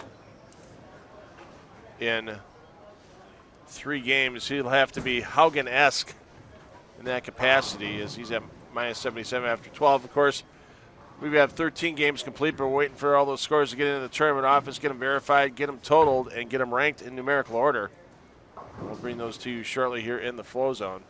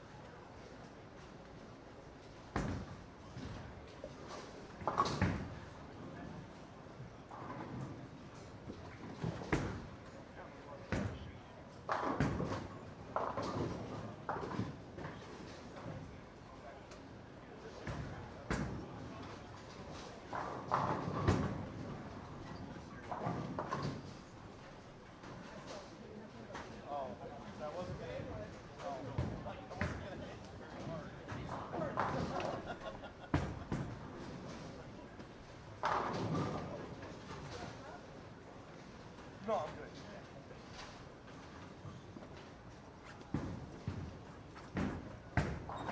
Did you order me one of them sandwiches there? That sandwich was the best. Just took a couple games to set in. You had it down here.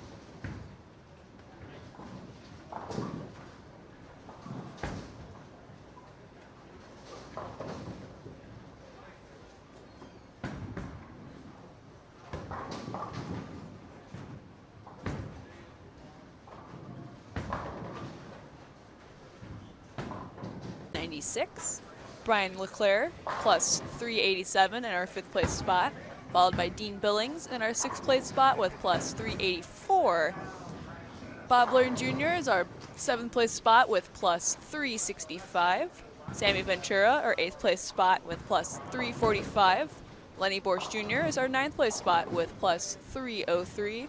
And wrapping up our top 10 will be Omletto on the bottom with plus 285 for our 10th place spot in our qualifying today as of 13 games.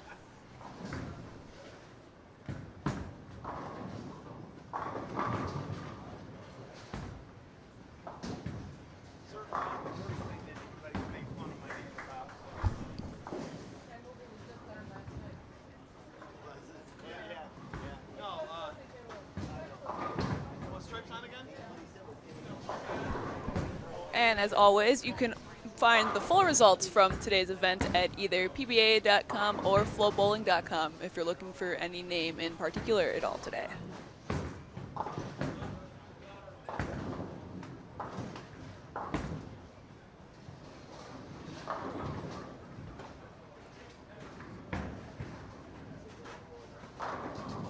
There's just certain movies that become an absolute staple, where you, as soon as it's on, you watch it anyway.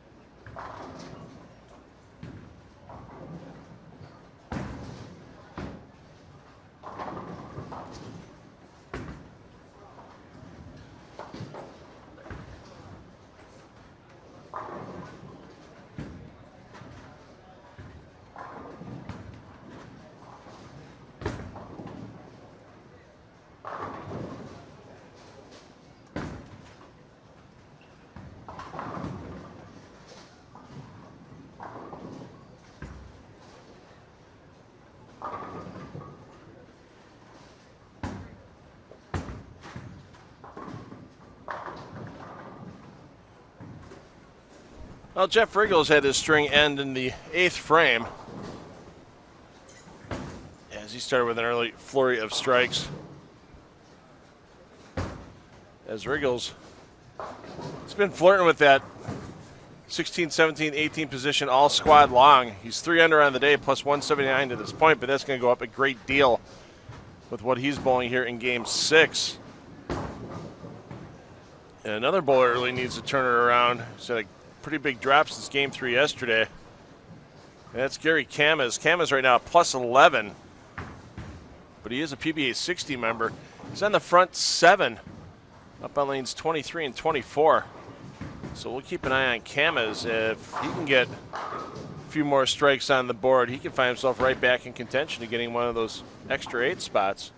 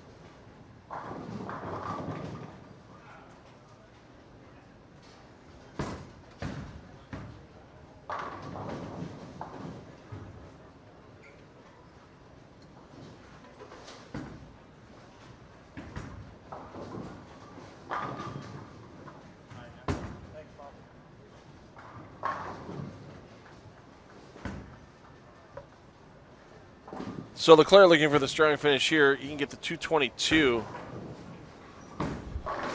Slows down his scoring pace a little bit. He's averaging 229.7 on the event to this point. He's in 5th place. If he can punch the last 3 here, I don't think it'll ding him too much with his efforts to stay inside that all-important top 8. Get the 2 rounds of buys for tomorrow's Matrix of Fairness.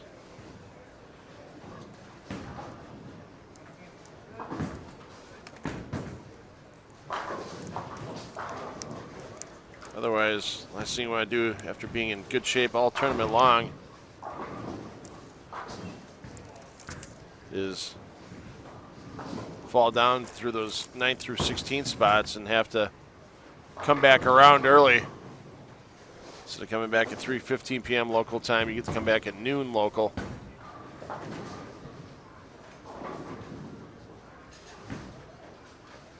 Try to fight your way through the Matrix of Fairness. Of course, those players finishing 17th through 30th and our extra 8. They get to come back bright and early, 9:30 a.m. Eastern Time, 8:30 a.m. here in Hammond for that 5-game cashers round that only 8 players will escape from to advance into match play round 1 at 1 p.m. Eastern at noon local.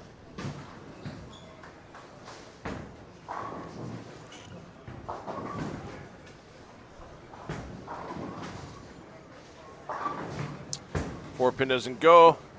211 max for LeClaire.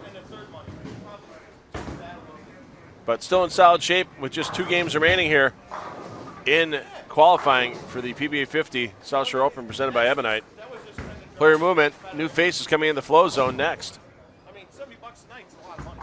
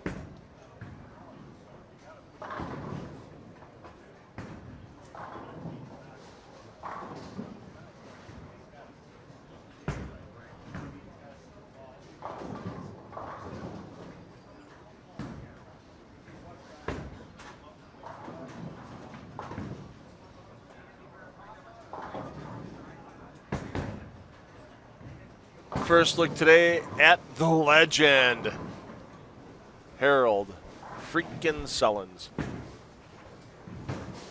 Well, Robertson, Allstate, Drew, and Carlson. Sullins having the hot hand out of this group for sure. He's been flirting with top 8 all week long. Waiting on the 14-game scoring update. Sure we'll still see Sullins up in that part of the leaderboard.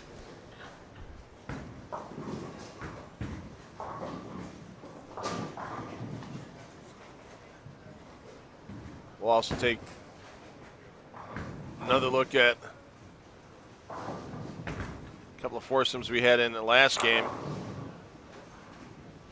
One of them having Bob Learn Jr., another one having our day one leader, Brian LeClaire, in them.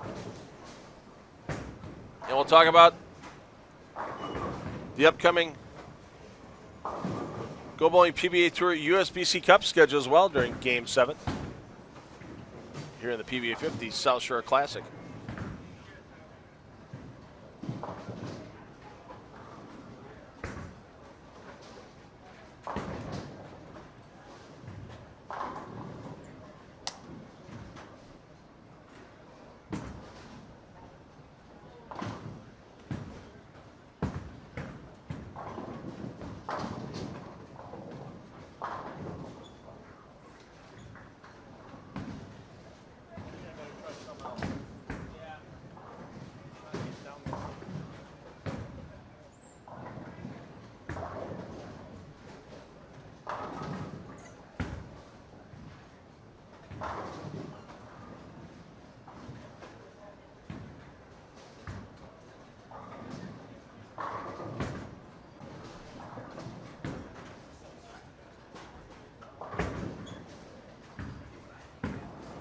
Gary Allstate.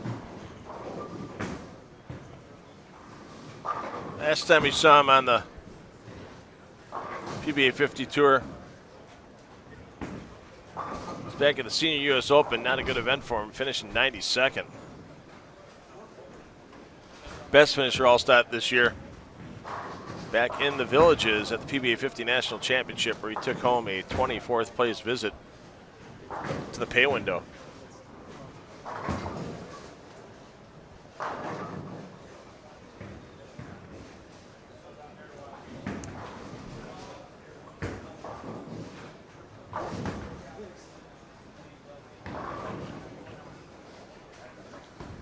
Harry Sullins is getting close to that career $1 million mark for his earnings with the PBA. Currently, between all forms of competition in the PBA, he's sitting at $978,000 and some change.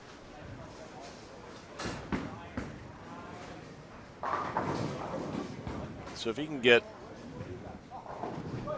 a couple stepladder finishes here in 2019, might give himself a chance to get over the $1 million mark early in 2020. See Sullins checking the footwork there. It's starting to get a little steamy outside here in Hammond, Indiana. I know there's excessive heat warnings over a lot of the Midwest today. Tell me about it. I think the carpet in my hotel room is definitely holding some form of humidity. Stepped out of bed this morning and it felt like the carpet was sticking to my toes. I thought I was alone. My flats, my shoes that are on today, they felt so just uncomfortable walking into them. I was like, I don't remember walking in anything yesterday, but this is the worst.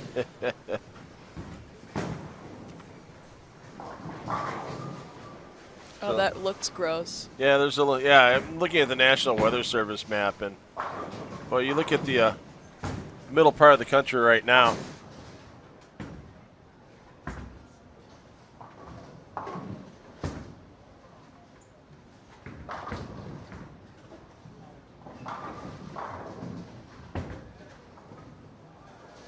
And let's take a look at this National Weather Service map. You see that all in the middle of the country, we're kind of like right in the middle of it here on FloBowling and right in the Illinois-Indiana border at Lake Michigan, and it is just hot everywhere around here. So it's going to be a couple days of it. These guys are going to be traveling down to Anderson, and it's going to be pretty warm as well, but it's comfortable inside of Olympia Lanes. Nothing you can really do about humidity with the doors opening and closing and such. You can keep the heat down, but you let that outside air in, and it's air you can wear today. 100%. The humidity or just your agreement? My agreement on my agreement that I'm glad that bowling's an indoor sport. Yes. Oh my God. But yeah, not quite 100% humidity yet, but definitely going to be close.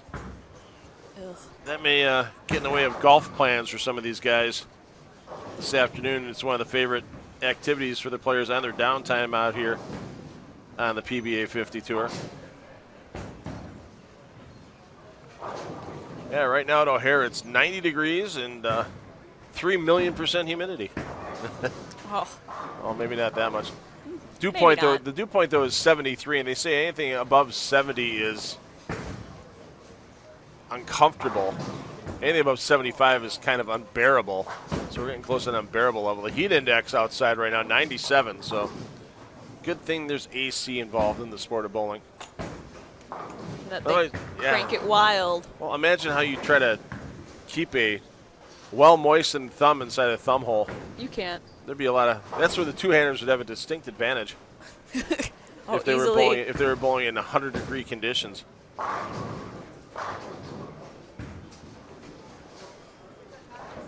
Or you'd have to go back and get one of the Dick Weber the thumb socks that Dick Weber used to wear as well. I still see bowling pro shops that sell those thumb socks. I don't see many younger players wearing them, but I have seen some seniors that enjoy the comfort of the thumb sock. Of course, nowadays you can make up for a lot of that with the different adhesive tapes Yeah. that are out there. Yeah, instead of socks, we just use every color of tape known to man, and from every single brand. Yeah, I was a late convert to the various skin adhesive tapes. I was more of always, let's just call it, always just do it with what the tape is in the thumb hole, and it does make a difference sometimes, especially if you're bowling a lot of games. The protector tape on the thumb or fingers does make a pretty big difference. Yeah, I'm very lucky. I don't really callus on my thumb or like rip my thumb ever.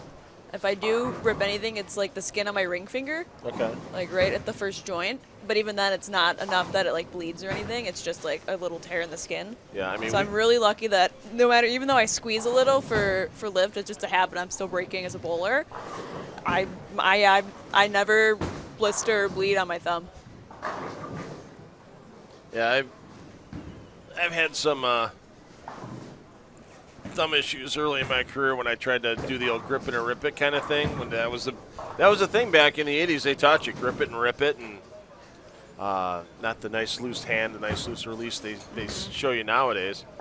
Yeah, there were some times where you could have put my thumb next to a picture of ground beef and would not have been able to tell the difference between the two photographs. So, and with some definite pitch changes and, of course, the approach to the sport.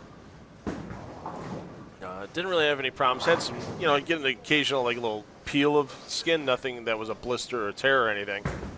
But yeah, the thumb protection tape has done a wonderful job. And just the way technology's changed the game in 10 years for the players. With, we always had the finger inserts for 40 plus years now. Mm-hmm. Now that you can get those in 17 different hardnesses, however you want it, and now you got the interchangeable thumbs that Vise and Turbo both have. That you can get the same fit from ball to ball. You get the different tapes you can put in your ball, on your thumb, on your fingers, on your body. The kinesiology tape that some I people have to use that.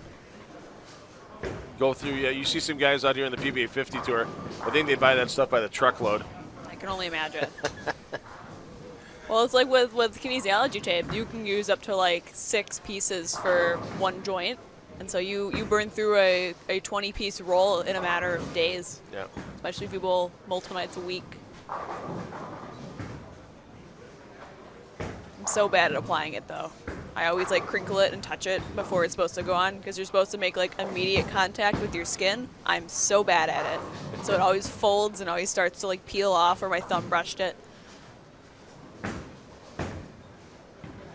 Yeah, the kinesiology tape is not cheap. Oh no. And do between childbirth and an epilady, women win hands down. I will never argue that point. Like, how do you do this to your entire leg? I had tears in my eyes just from a 2-inch spot on my wrist. How do you do this to your entire leg, and not just from the knee down. I mean, you're talking the whole 9 yards. The whole, yeah, all the way around, both legs. How do you do that without just having tears well up in your eyes at a minimum? I would have been bawling like a little kid.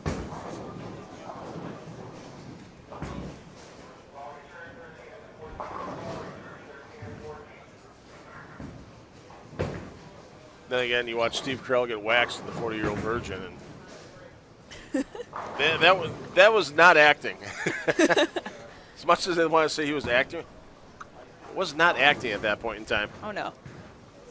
And you watch the reaction of his co-stars as well, where they're just watching this actually happen in front of them, and they're going, nope, I'm out of here. I don't think that line was in the script. I don't know if I could sit there and watch somebody getting the big old hunks of hair pulled off of them.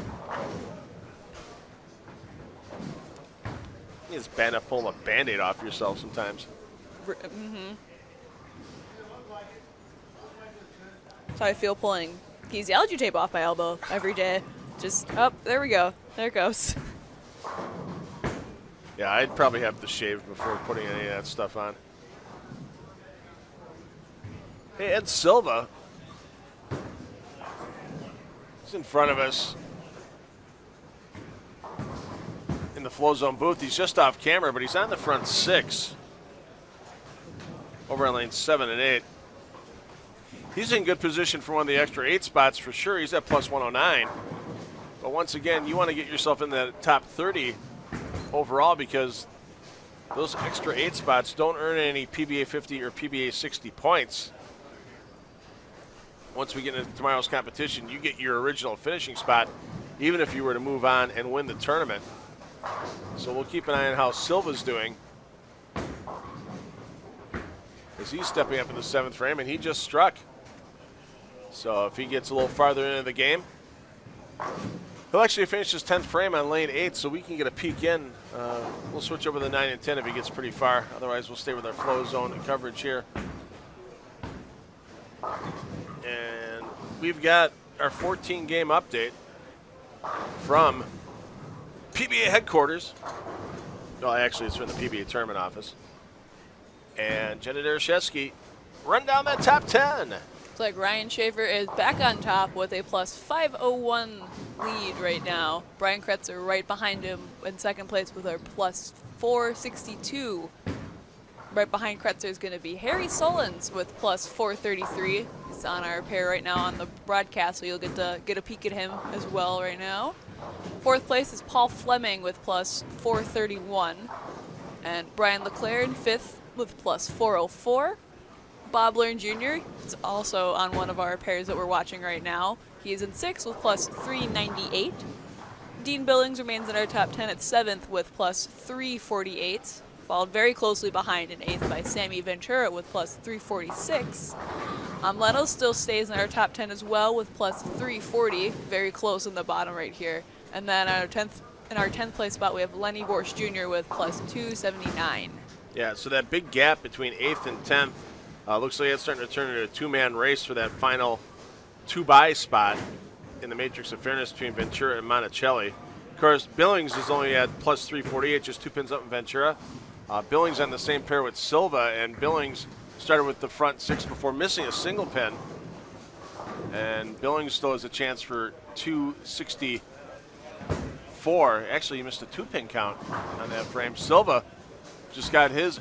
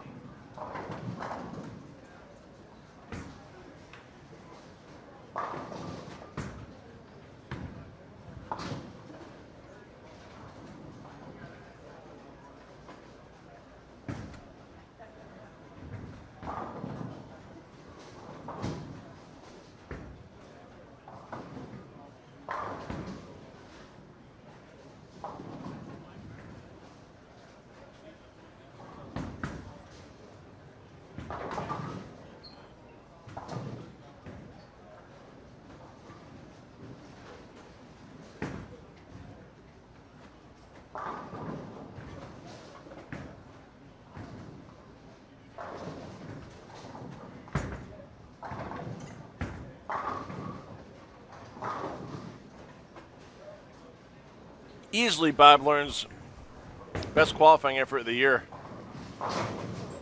here in Hammond to this point.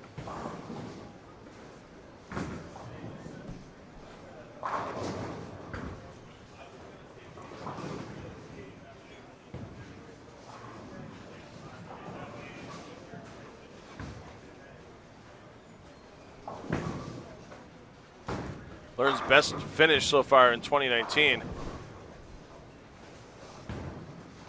was a 17th place finish in New Jersey at the PBA50 Hamilton Lanes and Entertainment Center Open. But bad finishes on either side of that event. Missed the cut in Mooresville and in Brentwood.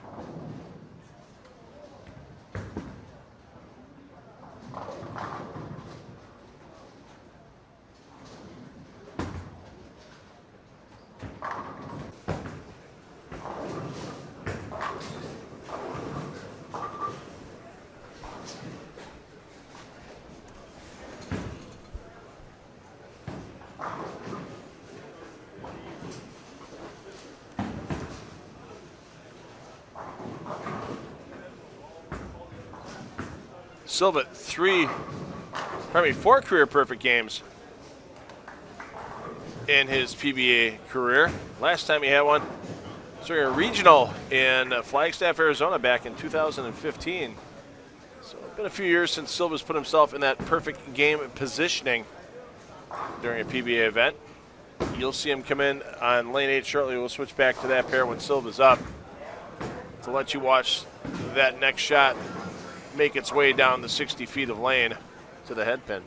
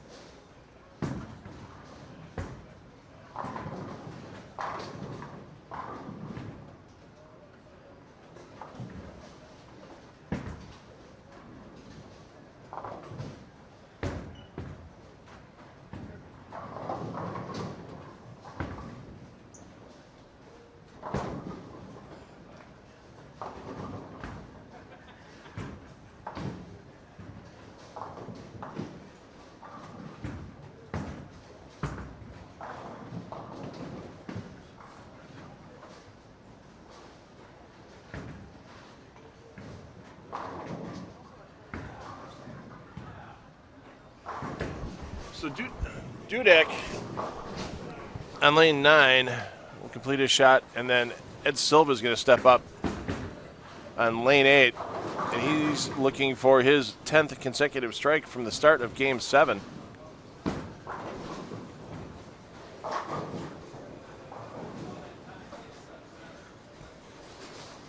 And the frustration for Dudek builds as he can't get himself past the double. There is Silva entering your picture, and there is Silva taking all 10 pins down for his 10th strike. Small round of applause comes up from the crowd. A couple extra people gather as they see what's going on. A little tough to see from all the way across the house here at Hammond, inside of Olympia Lanes. Pretty low ceiling here. I think the ceiling height is about 10 or 11 feet. So the monitors hang pretty low. I remember the days when Kenny Parks was bowling with us, where Kenny almost seemed like he would barely skim under the score monitors near the foul line.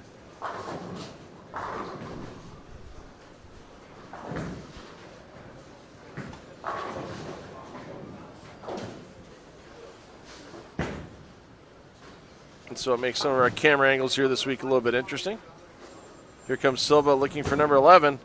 Gave that one a little extra loft, and that loft turned into pole, and that is through the nose for 4-6.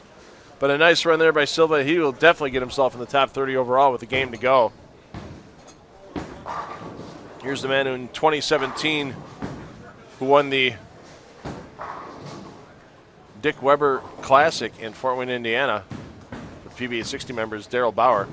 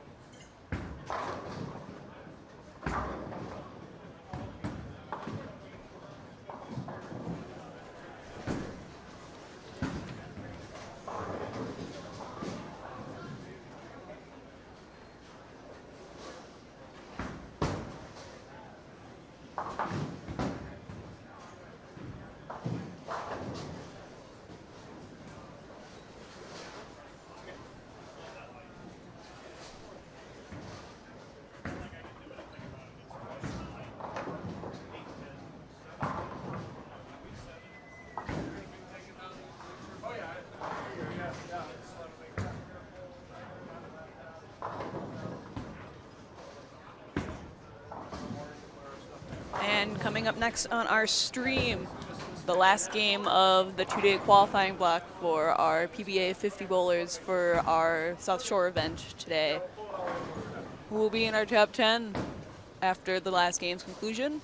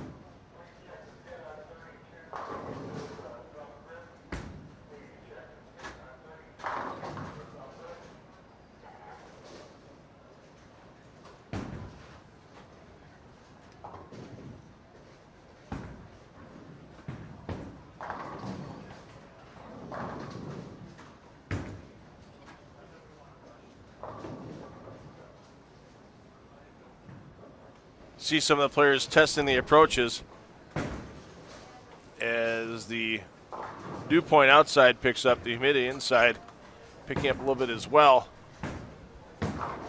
It's still very comfortable inside of Olympia lanes, but it doesn't take that much of a humidity change on synthetic approaches to really change how a bowler can slide on the approach. And we may actually see, I think as the remaining game goes on, Jenna, we may even see some guys switch the sliding sole or heel on those shoes just to make sure they stay comfortable on the approach. Yeah, there's nothing worse than trying to slide on a sweaty approach.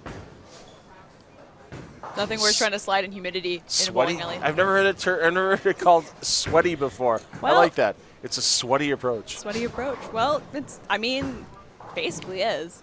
All the humidity is just with the wood out there.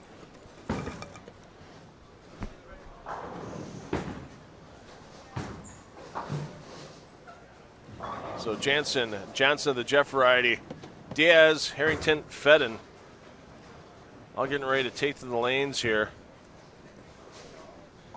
Diaz flirting with the top 30 overall, but he's well in on one of the extra 8 spots. Jeff Johnson's been flirting with the top 30 the last couple of games as well.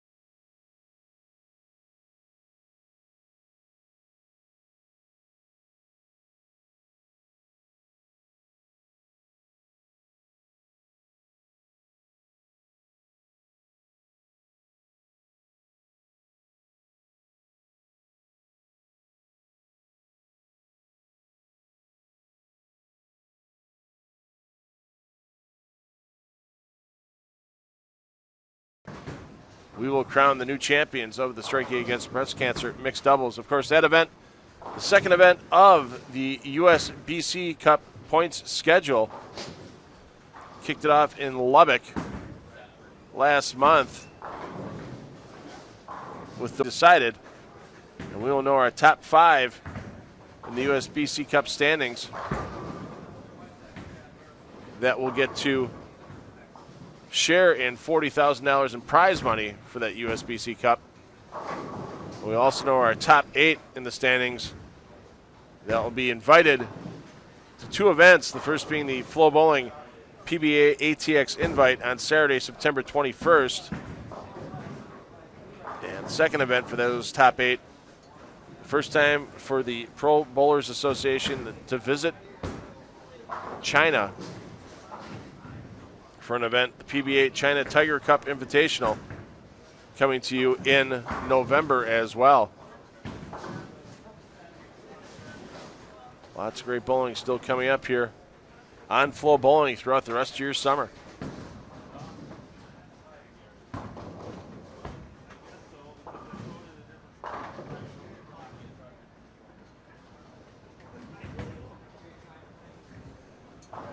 Game standings are up at both FloBowling.com on the results tab and PBA.com on the live scoring link. And Jenna Dereshetsky, let's run down that top 10. So still in first place, we have Ryan Schaefer with plus 530. For the 15 out of 16 is Lenny Borsch Jr. with plus 294. So Lenny pretty much resigned to being in that 9 to 16 part of the qualifying, so he's going to get 1 round off tomorrow. A couple other players that are well entrenched in that 9 to 16 too. Jeff Riggles plus 274. Can't say so much about Eugene McCune at plus 257 because right now Chris Gibbons is in 16th. Gibbons is only 20 pins behind McCune. So, but with 40 pins, I don't see Riggles giving up 40 pins to Gibbons to fall out of that top 16. A couple players right behind Gibbons too. You got Doug Becker at plus 234. James Campbell plus 233, and that run Michael Haugen Jr.'s had today at plus 231. And Jenna, of course, that all-important number is at 30th position. For Brian Goebel's got our 30th spot with plus 148 right now. And Jeff Johnson, who we've been seeing in the flow zone a bit this game, Johnson just ahead of Goebel at plus 161, and there's some players right on Goebel's tail as well. Yeah, Stoney Baker is only 7 pins behind with plus 141, and it's very close. Yeah, Steven Jansen just 9 behind the number, Michael Smith 15 behind, and Don Harrington 25 behind. Even John Burkett, who could shoot a pretty solid game, he's at plus 122. He can get by as well. We'll see Mike Diaz in there no matter what because he's up there as one of the extra 8 PBA 60 players right now. So Jansen, Diaz, Metzner, and Gran all have themselves pretty much locked in. Even Ron Moore at plus 89.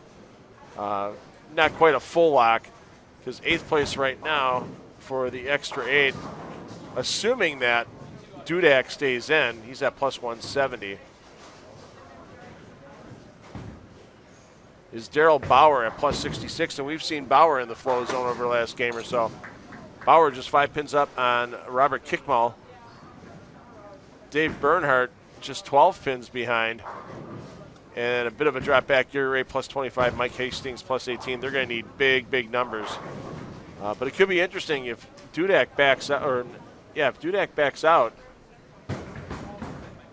or even Bruce Hall's not 100% safe either at plus 176. That could really affect where that cut number is for those extra 8 guys tomorrow. So we know guys like Ron Moore, Dick Gran, Lee Brocious, Gary Kama's even. Kama's trying to make that big push back. He had that big game 14. So we'll have to see how they do. Of course, with 91 players bowling at the same time, it's going to be impossible to tell where everyone's landing until the scores are made official. So we'll keep you on here with coverage in the flow zone until the end of this qualifying block, and then check your results tab shortly thereafter at PBA.com or FloBowling.com, because if there is a tie for the 8th position, the 16th position, the 30th position, or the 8th spot of the extra 8, there will be a roll-off, and we'll make sure to get coverage of that roll-off for you. And if you miss it when we come back on the air in case of a roll-off, they'll have that for you posted to FloBowling.com as quickly as humanly possible after the round's complete.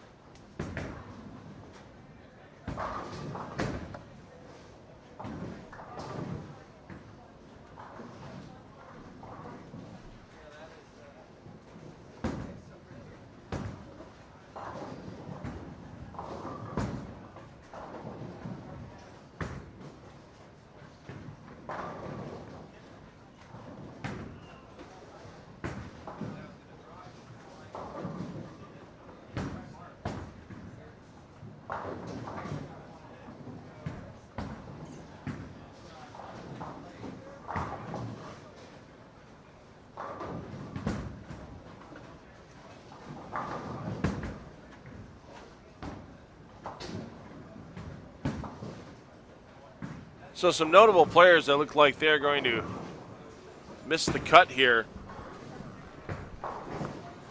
in Hammond include our reigning Rookie of the Year, Rolando Cedelain, at plus 55. Mark Sullivan at that same number as well. Ricky Schisler had a nice run to get into match play last week in Monticello. He'll miss this week. He's currently sitting at plus 35. Charlie Tapp, he's going to fall outside the super senior number as well, as he's at -4. Joel Carlson, our champion in New Jersey, -26.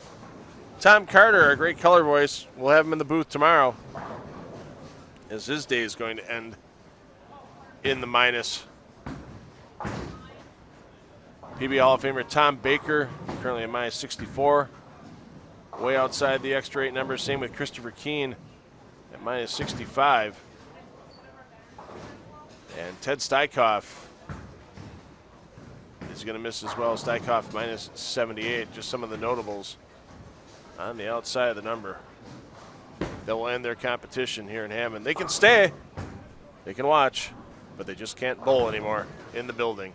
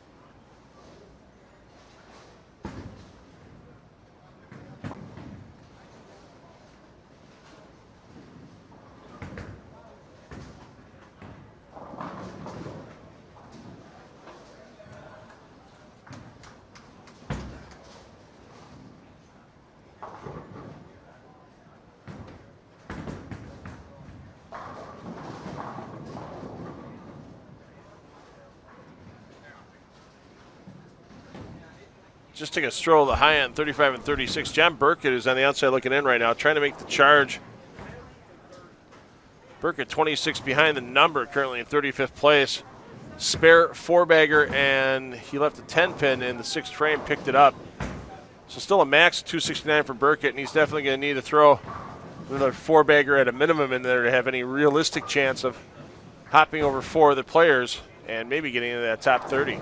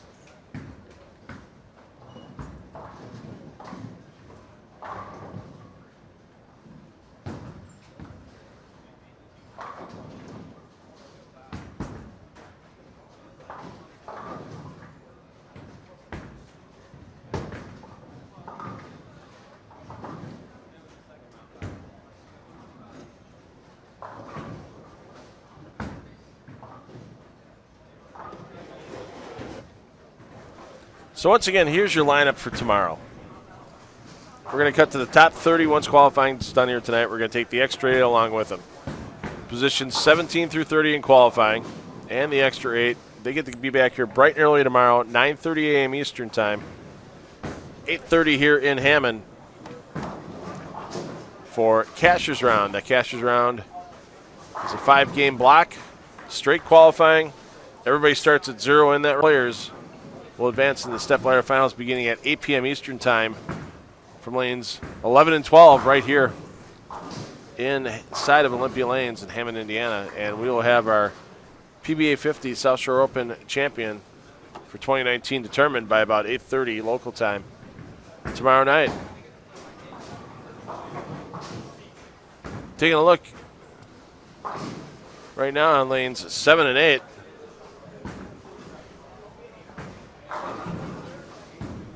Eugene McCune making a big run.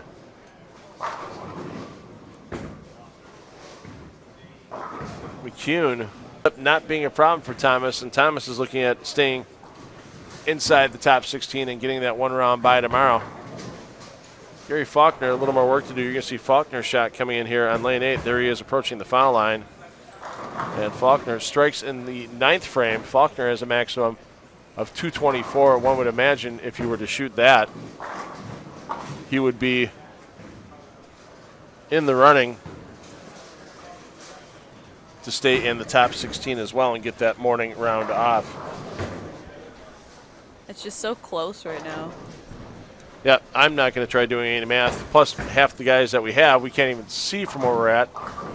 We are in a little cubby hole.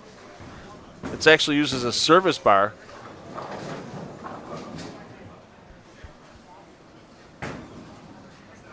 But just enough room for a table and some computers. Yeah, that's about it.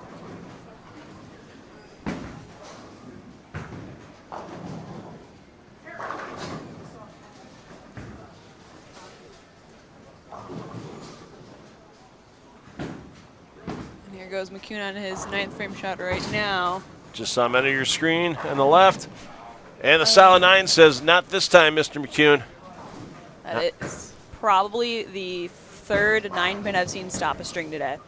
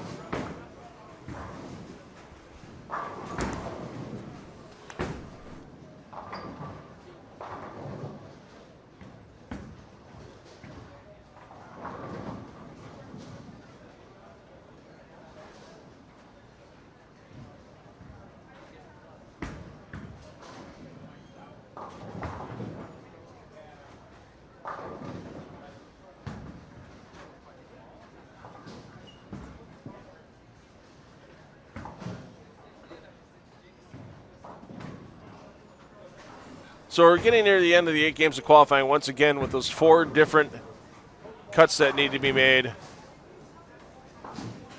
for the matrix of fairness. Off were to be complete. So check for your ties at FloBowling.com or PBA.com. Otherwise, we will see you back here tomorrow morning at 9:30 a.m. Eastern Time as Cashier's Round will commence with their 5-game qualifying block. For Jenna Dereshevsky. For the rest of the scorekeeping crew here in Hammond. For Aaron Anderson, running the ship behind the scenes as well, I am Phil Brylow. Remember, Mom and Dad, take the kids bowling. They will have fun for life. $2 Phil can tell you that's a fact.